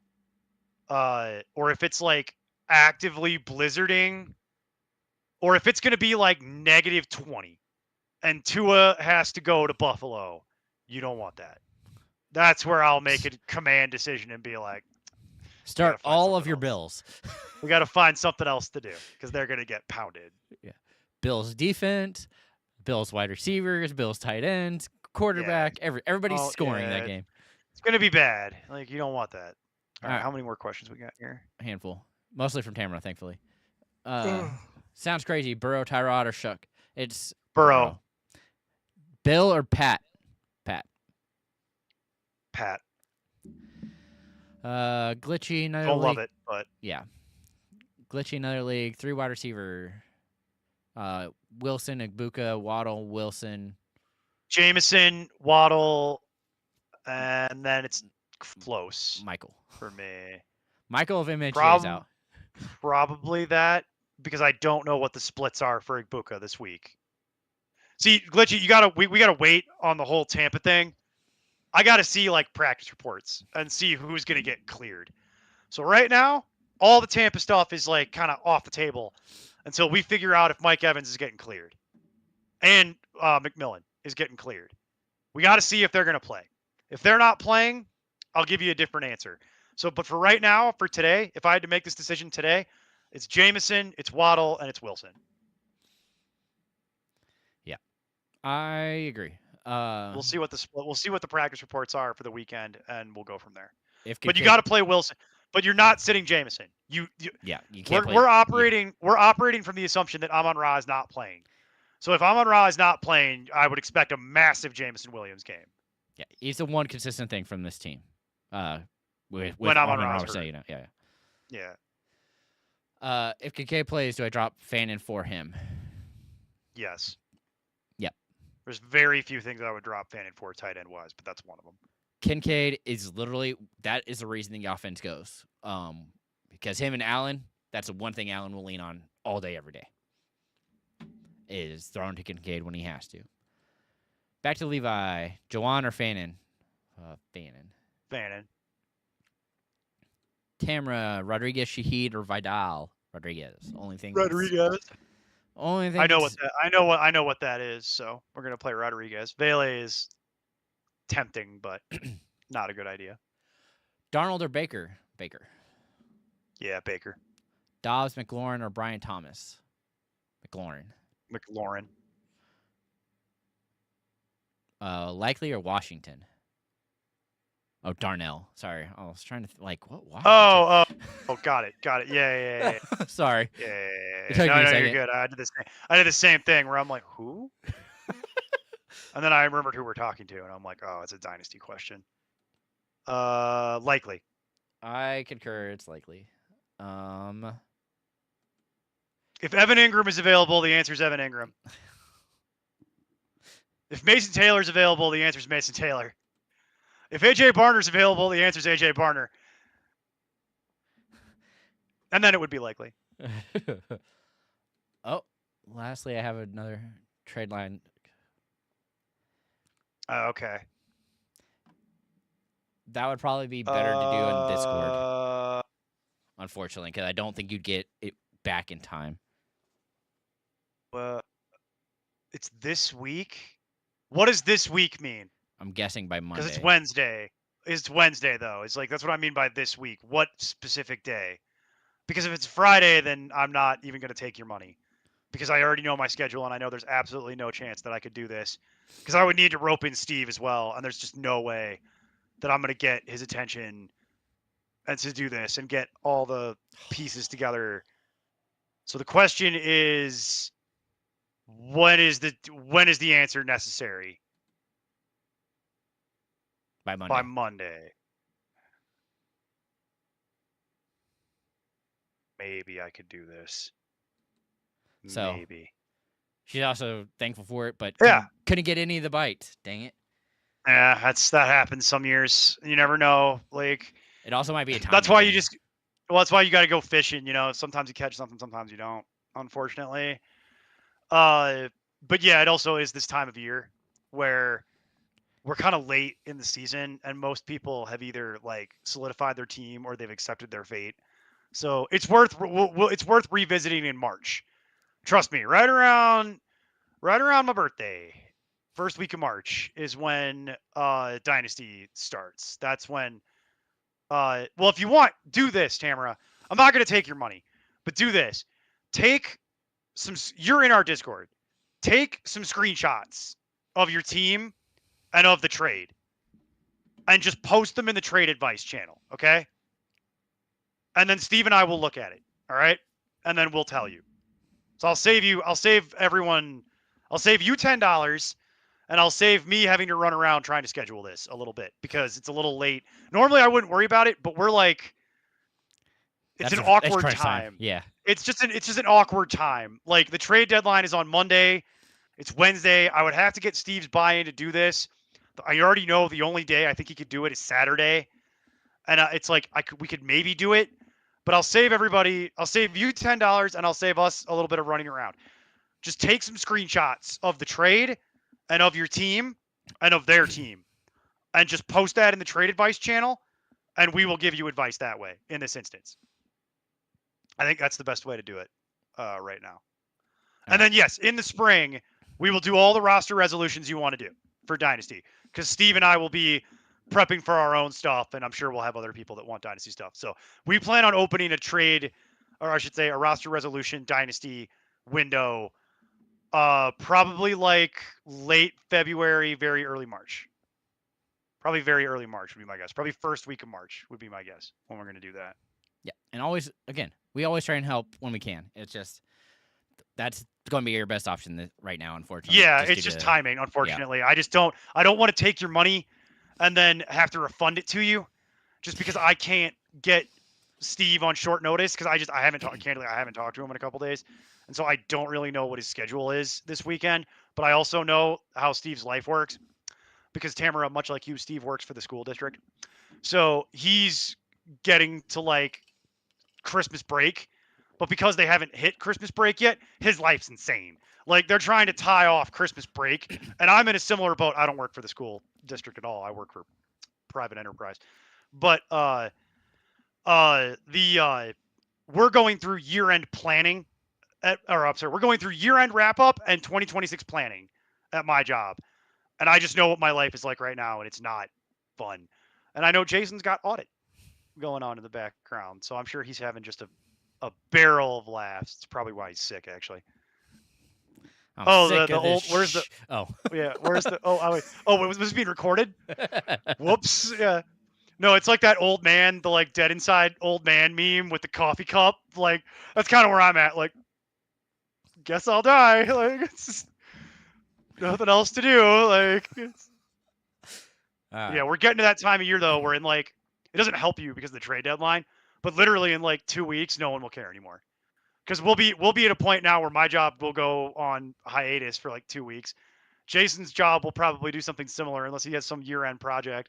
Nope. And Steve will literally. Steve, we work every day. Will literally. No, we do too. But in order for my job to work, it requires other people. And when everyone else goes on Christmas holiday, and there's nothing for us to do, and I'll tell you a story off camera, that I will absolutely not tell on camera. Sorry, audience, but it gets into like a level of personal detail that I'm not going to share with. I'd hate to call you strangers because we're gonna, but anyone that isn't like either an immediate family member or someone I have known for a long time. So, anyway, what other questions do we have, Jason? Going back to Tesla question, would Amdi Mitchell or Pierce or Vele be more appealing to you? All the stuff on your team is better than that. Yeah, I'm still like Pierce, but it's also a risk aversion thing compared to the other options. So. Chris Morega, Pierce, Flowers, MHJ, Etienne, Monangai, Wolf, wide receiver in a flex. I mean, MHJ if he goes. Yeah, it'd be MHJ if he goes, but I'm going to assume he's not going for the purposes of this conversation. And so for me, it would be Flowers and Etienne. However, I get the question because your backup choices are actually somewhat appealing. I'm not a big fan of Pierce. I would go. Hey, if Pierce at any Flowers. point wants to have any kind of consistency, I'll stop being a dick. But that's the issue. I know. Like, well, when you have that much talent on the team, I'm surprised he even sees targets. Well, I think he'll probably be on a new team soon, so we probably don't need to worry about this much longer. All right, then Jones or Baker? Baker. Yeah, Baker. All right, and that leaves us with no questions. Finally, we've made it. We've answered everybody. We're gonna go fast, Jason. That's what we're gonna do here. You ready? Are you ready to Lightning McQueen it? I am Speed. Because this show is almost 3 hours in, and we still have to do tight end roulette. Okay, so I love everyone, but 3 hours, I think we could all agree, is a very long time to do this, and I'm honestly, candidly, starting to lose my voice. So we have to do this quickly, and I still have to work tomorrow. So, and I can't have no voice at work tomorrow. So we're gonna go quickly. Jason, who is your quarterback start of the week? Didn't like any of it, but I'm gonna go Caleb Williams versus Green Bay because I think he's gonna have to throw. Love it. Don't like any of it either. For me, it's Tyrod Taylor. All it takes is one rushing touchdown, baby. Please get Chris's question off the screen. And thank you.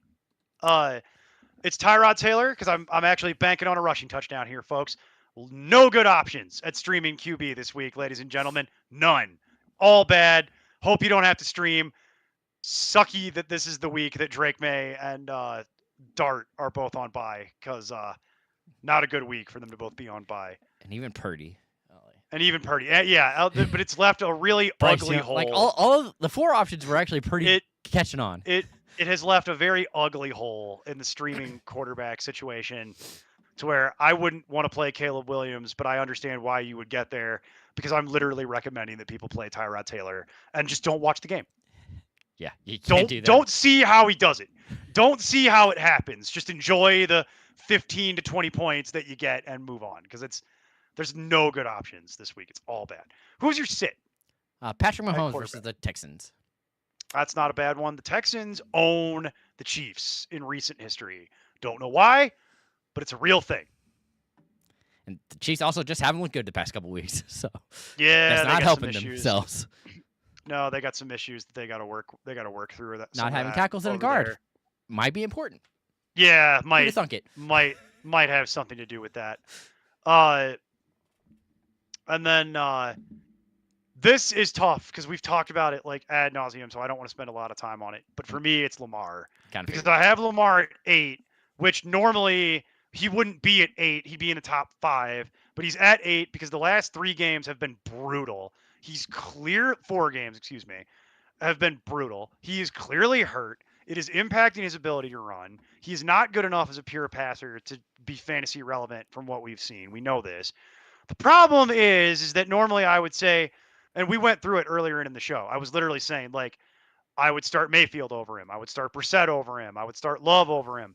The problem is that given how bad quarterback is this week, he should probably be lower if, like, Dart and May and, like, if these people were playing, I'd probably have him down at the fringes of starting.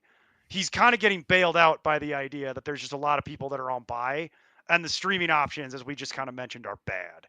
But if I have any realistic option, like a Mayfield, or I know you just said he was your sit, but even Mahomes, if I had Burrow, which would be hard to do given the draft, but if I had Goff, that's more realistic. Or if I had like Love or Brissett or Mayfield, I would start any of that over Lamar. I would really like to find other options. The problem is like I'm not playing Bo Nix over him. That's just playing like one struggle bus for the other struggle bus. Not playing Daniel Jones, not playing Herbert. Like it's not worth it. But quarterback is ugly. Anyway, Jason, who's your running back start of the week? This is going to surprise you. Chris Rodriguez versus the Vikings. Oh my God, I'm so surprised. I can tell by your face. My shock face. This is my shock face. It's the Vikings, dude, and especially if it's going to be Brosmer. Oh, jeez. We don't know that. Run it all day. We don't know that. Even if it isn't, I'm not super nervous about it. I get it. I just think that unfortunately for Chris Rodriguez, his ceiling and his floor are literally the same, and it's 10 points. Yeah. It's literally what he does. So that's kind of sucks, but I get it. I get the temptation to want to get over there. I've got a more risky one that we'll touch on. I've got a couple that are more risky. So there's 2. And this is like an extreme level of risk, okay, folks? But with the buys, just go with me here. If I was in a position where I was having to pick outside the top 30 at running back, there's 2 names that really, really, really jump off the page. And one is Blake Corum. Because they are literally limiting Kyren Williams snaps. They admitted this today. Like, they don't just say shit like this for no reason. Like, they literally said today, we are intentionally limiting Kyren snaps because we know we're going to the playoffs and he's a big part of what we're going to do in the playoffs. So we don't want to risk him getting hurt. So he's ceding additional touches to Blake Corum. That explains a lot about last week, candidly. It's interesting. It makes it interesting if I was desperate. If I was dealing with desperation, like if I didn't have Henderson or something, like it makes it, if I didn't have CMC, like it makes it borderline interesting. And the other one that's down that far that's interesting is Bashal Tutin. Because we're watching what looks like the changing of the guard slowly. The problem is that they haven't kicked the final dirt on Etienne's grave yet. We just don't know when that's going to happen. But Bashal Tutin is doing enough to where it's like he scored last week. He had a really big game 3 weeks ago. But he had a clunker game in the middle, which is what throws cold water on this. But you're starting to see the slow changing of the guard. The thing is, against Indy, if Etienne can't get established early, it wouldn't shock me if they say, screw it. Like, we're just gonna go with Tutin in and around the goal line. And all he has to do is bang one in, which he has proven pretty good at doing. So those are the two that are in the 30s that I think are interesting. My actual start, there's a reason why my actual start is couched in this way, is because my actual start would be Omarion Hampton, and Jason will hate everything I just said about that. But that I can't go with that in a real way because Omarion Hampton has yet to be cleared. But if Omarion Hampton was cleared, I don't even think he'd still be top 24, honestly. So it's I'm fine with you doing that. That's what I would do if he was actually cleared. I don't think he would make it that far either, by the way. But he would be my thing because Philly's run defense is quietly really poop. So, and you're dealing with a team that has its quarterback with a broken left hand. Yeah. They don't want to throw 30 times if they can avoid it. They might not have a choice. 40 times, excuse me. But they might not have a choice. So, who's your sit? And this was interesting given the buys and the schlock. You say that, but I'm going to go Travis Etienne versus the Colts. Okay, we're going right back to the well here. Been rough, man. Rough sledding for him. It's been rough. For me, it's Bam Knight.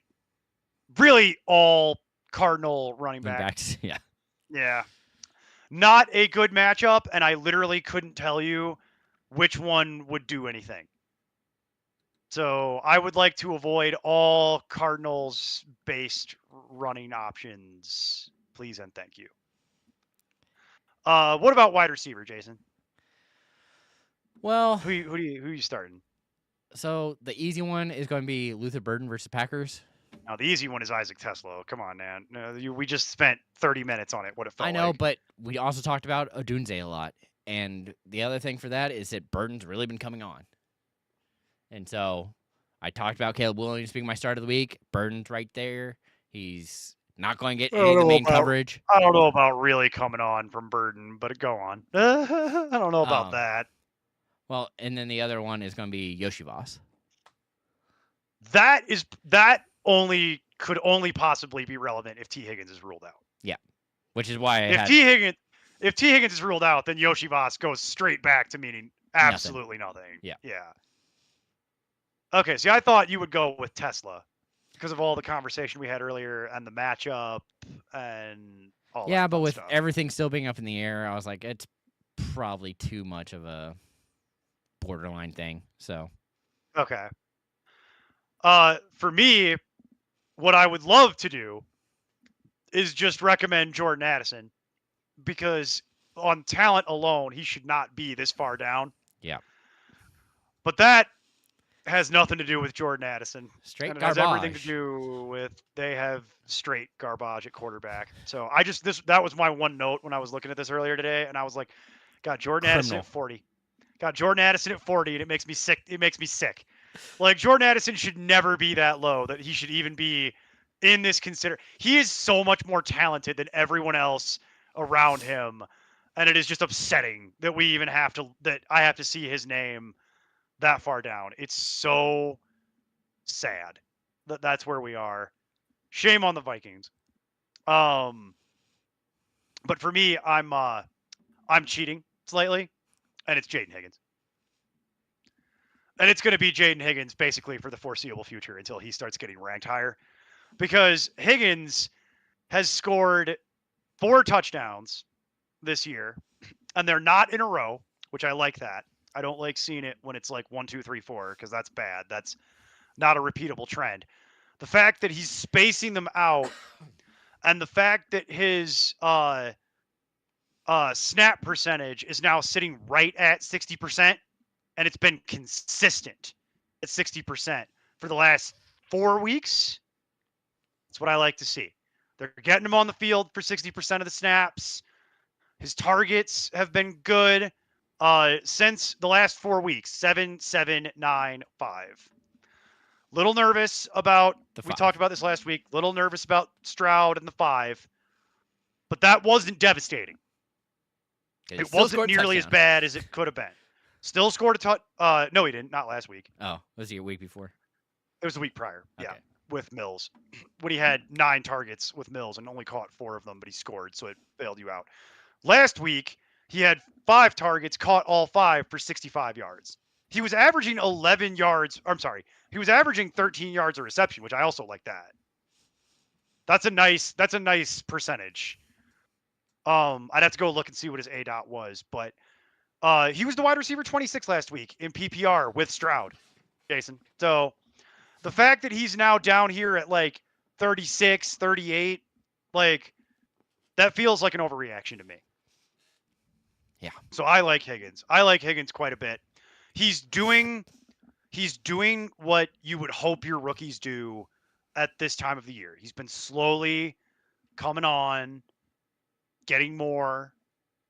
He's beaten out a lot of those other like tomato cans that were on that team and has started, it looks like, to establish a real role. So I'm still cautiously optimistic about it, but he is going to be my start of the week. I think he's an excellent flex against KC.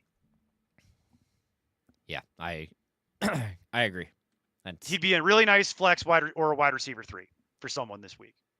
Not expecting a 20, but I think you can 11 to 12 is very much what I think you're looking at, and that's not bad for a wide receiver 3/flex. Could do worse. Yep. And now I think it's time for everyone's favorite segment, Jason. Before you slow your roll. Oh, are we I forgot we skipped sit. Go ahead. Go ahead. Broncos wide receivers versus the Raiders. All of them? Yeah, just all of them. All right. I had specifically Troy Franklin because it's been very scary, but all of that has just been, I don't know what to pick. And it's too infuriating to watch most of the time. Because as talented as that offense is, no idea what's going to happen every week. Yeah. No, that's a good one. I can't fault that because I have a similar thing, which is you probably can't do much with this because of the buys. That's why it's kind of a cop-out, but it would be all Chargers wide receivers. All Chargers wide receivers just get straight shots at each other. Okay, that worked out great. All of them. Yep. Works out good because you probably don't have better options than Ladd, but I would be tempering my expectations. Same applies for every other Chargers wide receiver just because it's not a good matchup. Philly's secondary is better than people give it credit for. And by the way, Justin Herbert had to have surgery on his hand. Now, it's not his throwing hand, obviously, but that is going to suck. Attempting to defend yourself with your hand like that is not going to be fun. It's not going to be fun to catch the football. None of it's going to be fun. Well, and he didn't practice today, so he needs to get reps if he's not going to be. Cool. Then whoever your but then if it's not him, then it's whoever your backup is, and I don't like that either. So it's a downgrade. Yeah, I don't like. Oh, great, perfect, love it. My eyes, my eyes. Oh God, my eyes. Yeah, the goggles do nothing. No, we're not doing that. So it's a downgrade either way. Nice and simple. All right, now everybody's favorite segment. Here we go. Spin the wheel, place a bet. It's time again for tight End Roulette. Presented by Ballpark Franks. They plump when you cook them. Important content is in no way affiliated with Mark Sanchez or Ballpark Franks. That was almost real embarrassing. Almost left all my notes up and was, last minute. We got this. Okay. We got there. Good. All right. So, spin a wheel. Let's see who comes up first. Oh, there's so many bad choices this week. It's all bad choices, baby. It's pretty much all bad here choices. We go. Dalton Schultz. Oh, we wasted one of the best ones. I know. He's actually one of the few that I would probably be picking off this list because even with Stroud, it continued. I was surprised. I know, and he didn't get hurt instantly like we usually curse him with, because that's definitely a thing you and I like to do, is curse Dalton Schultz, and then he gets hurt. So immediately, I've got Dalton Schultz at 15. He is a pretty decent streaming option this week. There are a few other names I like better, but you could do a lot worse than Dalton Schultz. Yeah, I agree. But I was really surprised that he stayed afloat with C.J. Stroud. So it was I was surprised about a lot of things in that game. all of it. Most of it was I was pretty surprised with. Surprising. It was a surprising game. It's fun to watch. Yeah. Ooh. Oh, Darren Waller. All right. That's my number one streaming option this week because it's Darren freaking Waller, baby. And they got nothing. And it's the Jets. So it's like, this is one where it's like, he's my I've got him at 13. He's my number one streaming option because of the matchup. But it's also, I will go ahead and point out that this is the riskiest of the options because for every 20 that you could theoretically get from Darren Waller, you could also get a 2. And every number in between. Because you just don't know what the target splits are going to be. And we don't know if this is a game where they're going to favor Waddle. And we don't know if this is a game where Achane is just going to go off and just dominate. Or if we don't know, and we also don't know if this is one of those games where the Dolphins are just going to completely poop their pants on national television and then just fail for reasons that are kind of surprising. So this has the highest range of outcomes, but he has one of the best matchups. And he also has the highest amount of upside, which is why I would, if we're streaming tight end, surely the point is upside, right? Yeah. But that's where it depends on your matchup because Schultz is probably a much safer play. I agree. Oh, another one of your favorites. Oh, this only applies to weirdos like me and Tamara that play in Dynasty. This is not a redraft option. Jason. I've got him at 17 overall. This is not a redraft thing. We can move on. I'm not recommending this for redraft. That's only for weirdos who play in Dynasty and tight end premium. Yeah, it's not something I just told you. Said all of the. He got more targets recently. I know. I've been watching. Yeah, that's like damning with fake praise. It's easy to get more targets than what you were getting when you were getting 0. Still, just depressing. This is also in the weirdo section with Evan Ingram. This is also when I recommended it to Tamara because when you're picking down at Isaiah Likely and Darnell Washington, then I'm willing to go here. But this is not really a redraft thing. Really cool name for next year in redraft. Hopefully. Definitely if they get a quarterback. Definitely something you should know about in Dynasty. Definitely something you should know about in tight end premium. You should already know about it. But that is a next year name for redraft. When they have a quarterback, to your point. In theory, they have a quarterback. Yeah. They thought they had a quarterback in Justin Fields. That's why I feel the need to qualify. That's fair. And Dallas Goedert. No idea why he's this low, but somehow they don't believe in him. That feels wrong. And yet I'm looking at it and I'm realizing that, yeah, I'd highly recommend this. The actual number one. This looks pretty good in a 5 in a like the best matchup you could have because you guys suck against covering the tight end. You got good linebackers, but they don't cover. Yeah, your linebackers are there to stop hit the run. People. Yeah, stop the run and make it so the cornerbacks have to deal with them. Yeah, so your linebackers are there to hit people and to rush the passer. They don't cover. So this actually would be very attractive. I would put him just behind Waller. He would be just behind Waller if he was available. I'm more just trying to figure out how he's even available. Like, I don't even understand how he would be available in this many leagues. Just go. Okay. Whatever. Like, I just work here, you know, like. In the end, Colston Loveland. Decent choice. Don't like it as much as Waller or Goddard, but I like it a little more than Schultz. It's on the Schultz level. Yeah, it's very similar. It's on medium tier option. Fairly safe, but lacks upside. Huh? Anybody else? Oh, I will say this. Set of the week, Rondé Gadsden. Yeah. Yeah, if you didn't get torched hard enough last week by that, this would be your opportunity to learn from that. The stove is hot. Do not touch the stove again. And I feel bad because Rondé Gadsden had a really nice 4-game stretch in the middle of the season. And it just hasn't been there since then. And I do believe that it had to do with having a tackle? A little bit. and him having to block. Well, he has to block more is Yeah. part of it. Like Yeah. they are using him to block more to prop up this crappy O-line. But I think, and it's a little early because he's only 22, but I think the Chargers might have found an answer at tight end for the next 3 seasons after this one. Hopefully. It'll be cheap, like it's right up your alley. It'll be cheap, like, and he's got the raw stuff. I don't love him having to block though. I feel like they're way misutilizing his skill set if he has to be there to block. Yeah. But that should being be said, Tyler Joe Alt, Conklin. That should be those kind of yeah, players. there you go. Put Conklin out there. Let him block. Like that's what he does. Like Yeah. Go hire that blonde guy the Steelers had that played tight end to block for like 15 years. What's he doing?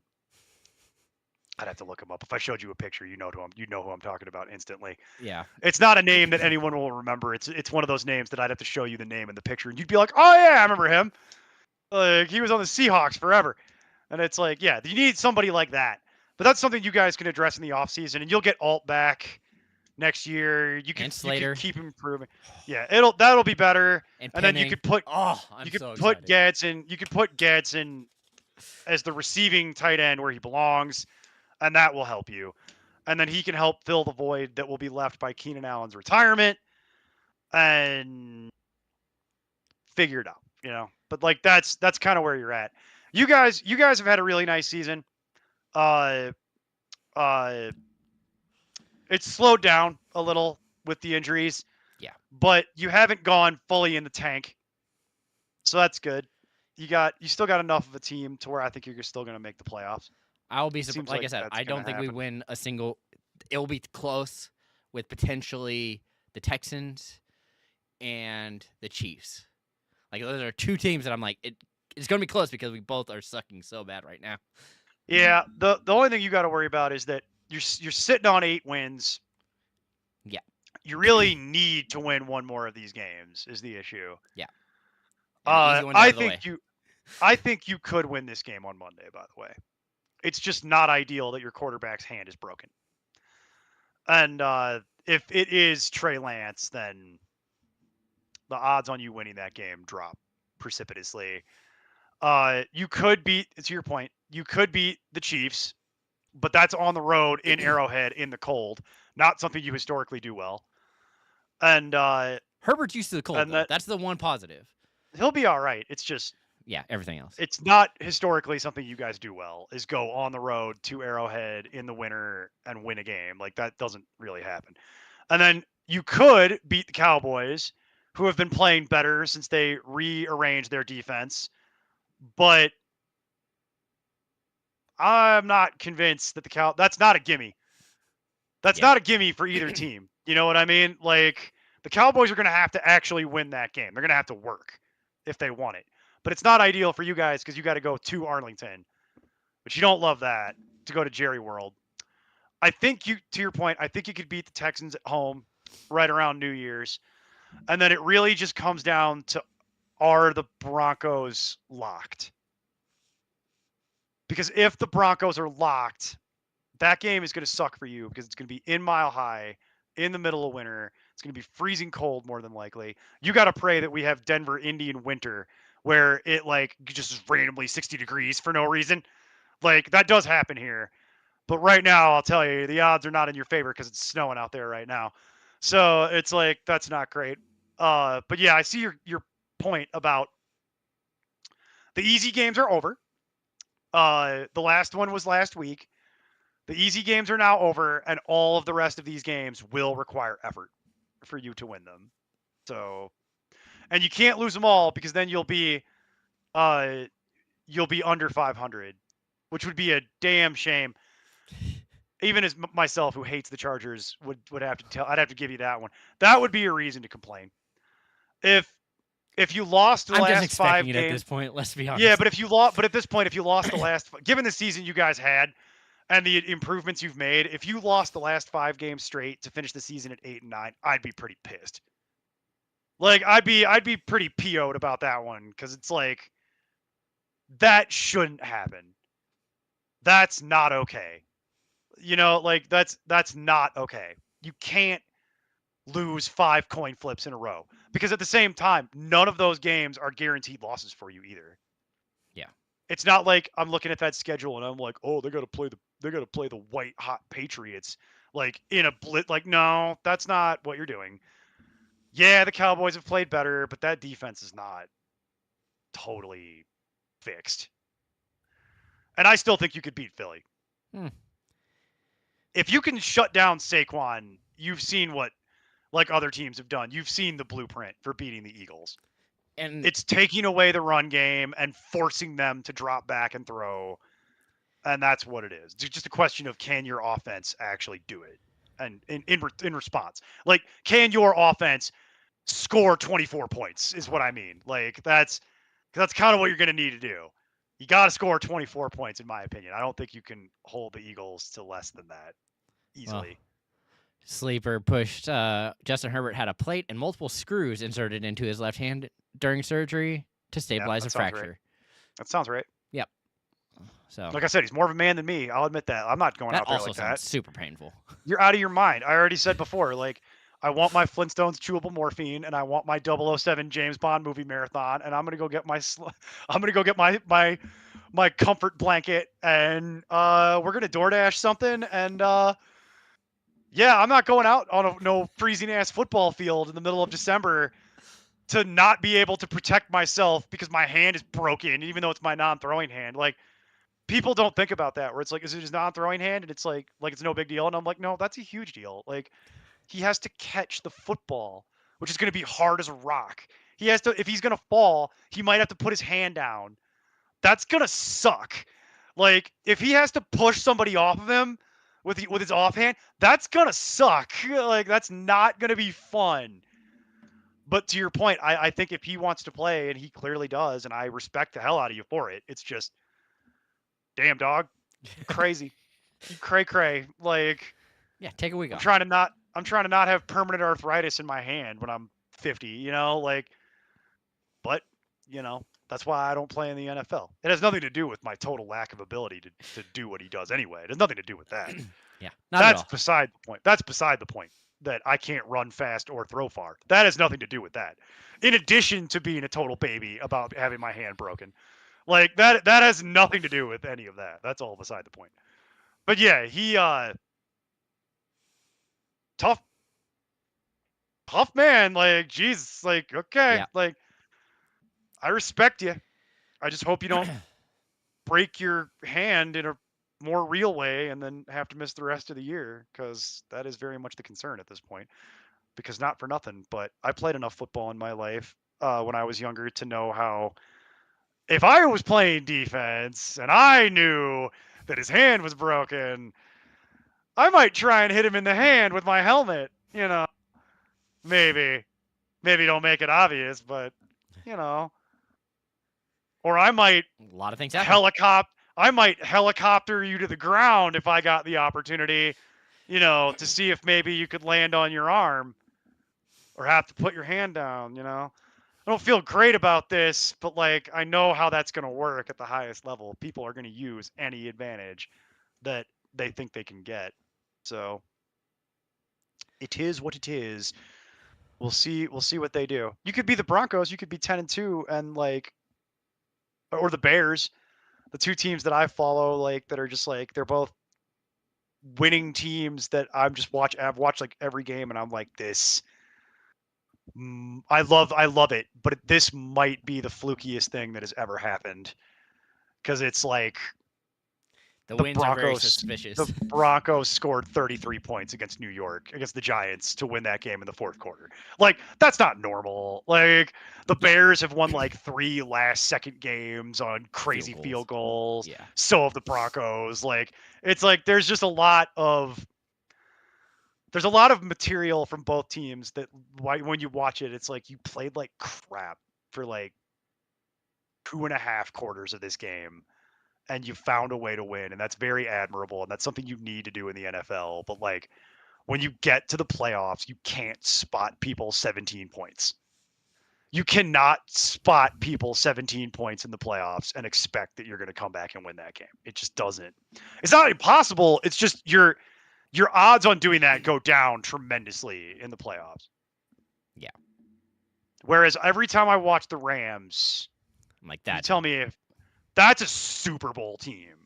Like every time I watch the Rams, and I've seen a number of Rams games this year. I've actually seen probably their last 3 or 4 games like in a row. And every time I watch it, I come away with that's a real like that team's gonna like that team's probably going to the Super Bowl. Yeah, they got all the pieces. They're that good. They got it all. They got offense, they got defense, they got special teams. It's a complete team, and it is incredibly well coached. And it's just like that is what I look for when I'm trying to evaluate like who do I like? Because it's like when we get into the playoffs, I like them. I like the Seahawks. To a certain degree, little less. Yeah. Little less, admittedly. They have a few more warts. They have a few more problems. But they're still really good. And I like those two out of the NFC. As like the two teams that I'm like, I would not want to play them like regularly or early in the playoffs because it's probably not going to go well for you. And then out of the AFC, it's the Patriots, just because they're so locked in at this point. Check out Locked In on Fridays, by the way. But they're just so locked in at this point that it's like they're not doing that thing where they play down to their level of competition. They're just steamrolling the bad teams, and they're beating the good teams. Yeah. And it's like, okay, well, it's going to be really hard to ignore that. My concern about them is that they're still a very young team, and that tends to hurt you in the playoffs. So they're a very young team, and that gives me a little bit of pause when we get into the playoffs. So out of the AFC, it's like I like them, and I also really like the Bills, just because the Bills have some pretty obvious problems on defense, especially. But when we get to the playoffs, that's where I trust them to figure it out more so than I do other people, until they have to play the Chiefs, if they do.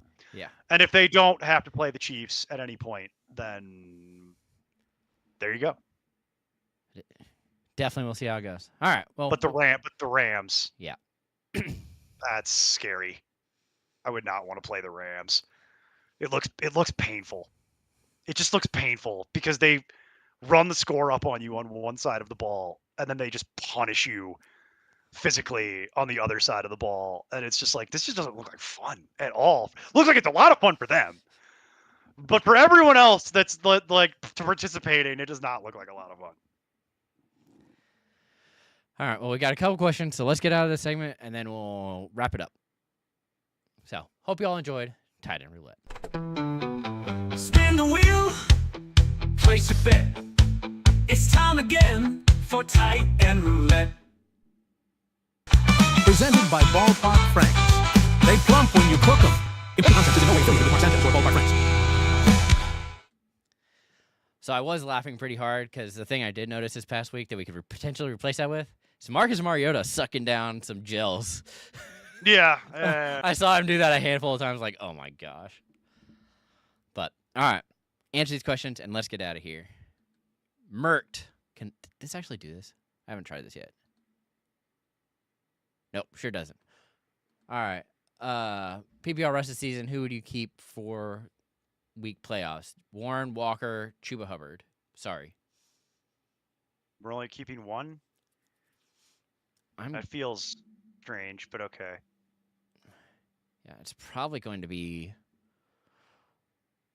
Well, it's not Chuba. Yeah, I'm going to look at the rest of season schedules. We know it's not Chuba, so we can eliminate that right off. This is full PPR? Yeah. This seems like a really shallow league if this is what we're cutting.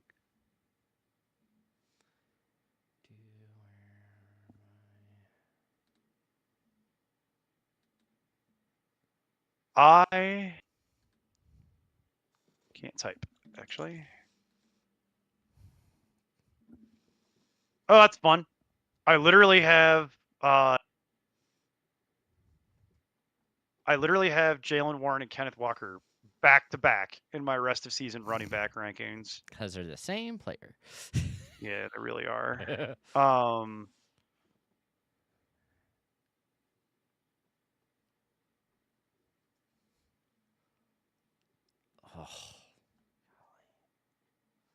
I just hate both their matchups the rest of the season. Yeah, I'm gonna go with Warren. And I don't feel confident about that, by the way, because I literally have them back to back for a reason. They're both RB. They're both back end RB2 type of stuff. Yeah, definitely not ideal. I have Warren at 22. I have Walker at 23. The reason I go with Warren is because you said PPR. Yeah. And Yeah. Warren definitely is who I would want in PPR. Warren averages about 12 points a game in PPR, whereas Kenneth Walker averages pretty close to what Warren's actually is, but the way he gets there is much scarier. Yeah. Because Jalen Warren isn't really going to get like 20s, whereas Walker could. But the problem is that Warren's also not going to get a 5 or lower, and Walker could absolutely do that to you. So I think I'm going to go with Warren. He's more consistent. Yep. In PPR. I agree. Next question. I really like Hubbard, but again, it's only I do been... too. That has nothing to do with Hubbard. That has everything to do with the Panthers, and that's Yep. not really. All right. Then Glitchy asks, Fairbairn or McLaughlin rest of season? Ooh, I didn't look at the rest of the season. It's like this week is probably I'm going to Fairbairn. tell you, it's just going to be Fairbairn for me. Fairbairn rest of the way. Yes. Yeah, Texans Good have luck. a little bit more difficult. Good luck matchups. trying to actually. Yeah, but good luck trying to predict that in reality. I have Fairbairn as the kicker 3 the rest of the way. That and a nickel will get you nothing. Yeah. Amon Ra's out. Do I drop Charbonnet for Tesla and play Tesla over Franklin? By the way, I need to win. Okay. Must win game, huh? To go to the playoffs. I mean, I probably would, but I also don't trust Franklin as much as you do. I don't trust Franklin at all. It's the buys. I watch the Broncos every Sunday. I know what Franklin is. I'm there every week. In this instance, I probably would do it. Yeah, that's kind of where because it's like volume. It's volume maybe, but we don't know anything about the Tesla thing. It's more like if you treat them individually, Tesla, Franklin, Charbonnet, throw out everything from the year and reduce it down to what do you think is going to happen on Thursday, aka Sunday. Tesla, while not guaranteed in any way, has the potential to have the biggest workload in theory. Whereas Charbonnet, if he doesn't vulture a touchdown, doesn't do much for you. A 5. And Franklin is either a 2 or a 20. Dole 12 says. What was that? What was the robot voice? Sorry, I was trying to see if I could. It's something from OBS. So somebody just asked a question, and it was reading the question. Oh. Okay. Well, you scared the crap out of me. Don't do that again. I thought I was like having a stroke, and I'm like, no, I'm not. No, we're not doing that right now. I got to go to work tomorrow. So, because of the nature of it, it's like Charbonnet would have to vulture a touchdown, and there's every chance that he might. Franklin might pay you off, but what we do know is that we don't know, what we suspect is that there's a non-zero chance that Tesla would have the biggest workload of the 3. He has the biggest upside because he's the unknown. But I will tell you, you are literally playing with fire. Yeah. Like literally playing with the definition of fire. Because it is equally likely that he has a 20 or he has a 0 and sees no targets. So Yeah. because we don't know. The And anyone who benefits tells you they the other options really being out. No Brock Wright, no Laporta, no Khalif Raymond. Like those are big things. So if Amon-Ra's out, it really is consolidating targets by a significant amount. Like that's the one thing that's The leading problem to is everybody. there's just no pumping up. guarantee. Yeah, I know. There's just no guarantee that the consolidation of targets would involve Tesla. Yeah, it could It just be just doesn't. Jameson and Gibbs. It just doesn't work that way. Yeah, it just does not work that way. So that's what I'm saying. This is like the literal definition of playing with fire. But in your situation, I get it because Charbonnet is like that only helps you so much, and Franklin is like really inconsistent, but the upside is there. The question that I have for you, Glitchy, is what's the projection in your game? Are you projected to win or are you projected to lose? Because if you are projected to win, I absolutely would not play Tesla. If I thought I could win the game and go to the playoffs without needing to do this, then I would not do it. But if you're projected to lose in a significant way, then I would play Tesla because at that point you might as well swing for the home run shot. All right. Sergeant Halo. Do I start Tyrod Taylor over Justin Herbert? Yes. It's looking that way. Considering Herbert's seems ever closer to getting ruled out. So probably, yeah. Definitely Don't love it. Tamra definitely have Ingram starting at least one dynasty league. That is Right. real.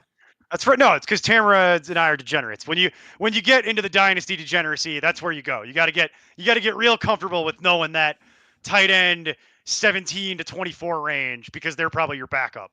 So if your main guy gets hurt, you got to have somebody. And sometimes you get lucky, and that guy is Brenton Strange for a 4th round pick in dynasty, like I got in multiple leagues, and now he's just my backup. Like, and in one league he's starting. Like it's like so every once in a while you get lucky, pans out. More often than not, it doesn't. Yep. Modern Poppy. Hi, y'all. Have C. Watson, BTJ, Shakir, JJ as possible wide receivers this week. Should I drop any of them for Alec Pierce available? Or Vele, sorry. No. No. Maybe JJ. No.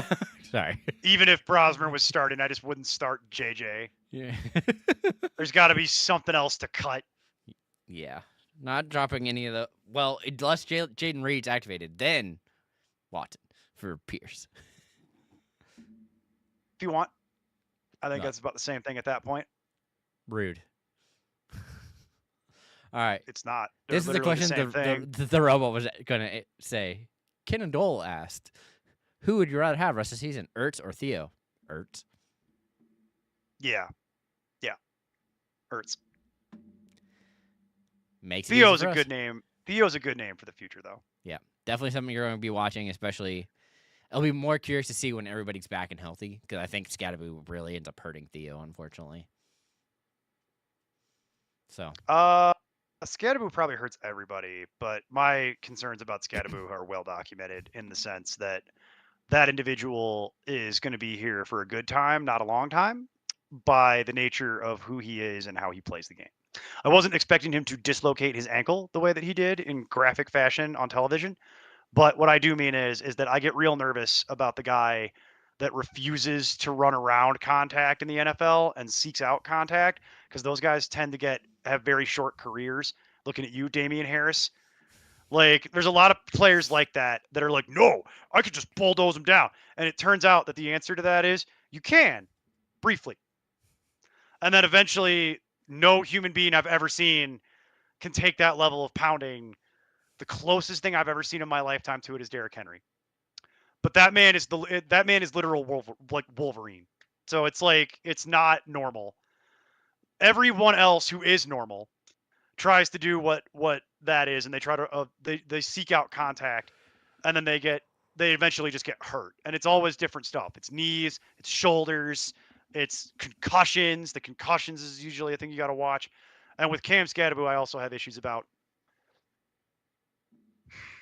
You seen that video of Cam Scatterboo's warm-up routine at ASU where he's just slamming his head? He's wearing a helmet, but he's just slamming his head again and again into a brick wall to get fired up. Yep. That's not the behavior of someone who's going to be around for a long time. That's the behavior of someone that is going to be in the NFL for 2 to 3 years and then take an injury settlement and will be selling cars in Arizona. Well, he was also at a wrestling match, so that would be the other potential avenue for him. That's a second career. Sure, go do that. They tried to have Gronk do that at one point, and Gronk was like, I'm not taking this level of pounding for this level of money. I don't need it. I'll go do USAA commercials for more money than what you people are paying me, and I don't have to get hit with a table. Yeah. Anyways, Cam Scadaboo does strike me as the kind of guy who would like getting hit with a table, just from listening to him talk. I'll just say, he seems like a real meathead, okay? He seems like a real football guy, super meathead, like super aggressive, like type of dude. And I've seen a lot of those people come and go through the league, and some of them are really talented. But the problem is that when you don't listen to the coaches, when they tell you you can't continue to take hits like this, Jackson Dart, and you come out and say, oh, I do what I want. It's like, well, you absolutely can. No one was disputing that. You can do whatever you want.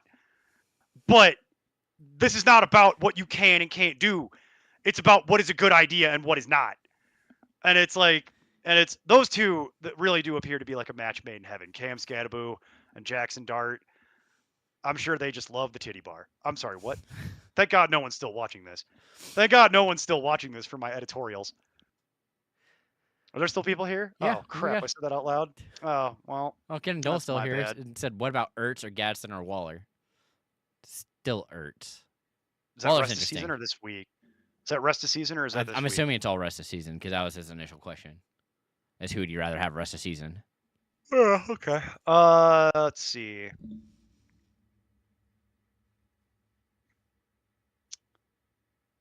Ertz.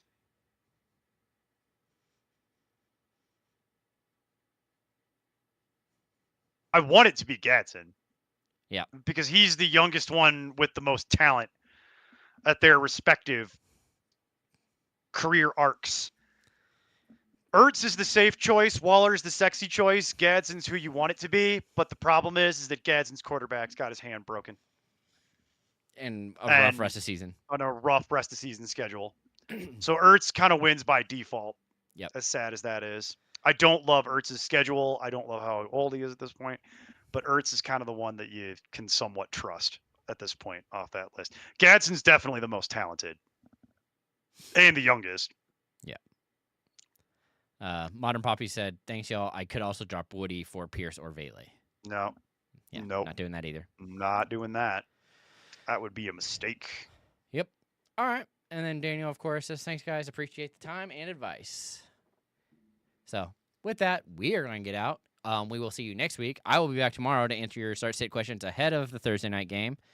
Locked In is on Friday. And then, of course, Sunday before kickoff, I'll be here 1 hour before. Answering Enjoy the Thursday night game. The game where no one played any defense. I'm expecting this game to literally be 48-42. Like, I'm expecting a points festival in this game, which is the only reason I'm even somewhat entertaining this Tesla conversation, because highest over-under of the week. Yeah, neither team should play any defense in this game. And, of course, because it's a Thursday night game, it'll be 9-6. And everyone will be mad. Yeah, sounds about right. But until then, remember, as always, to keep up the nonsense. We will see you all next week. Be strong. Be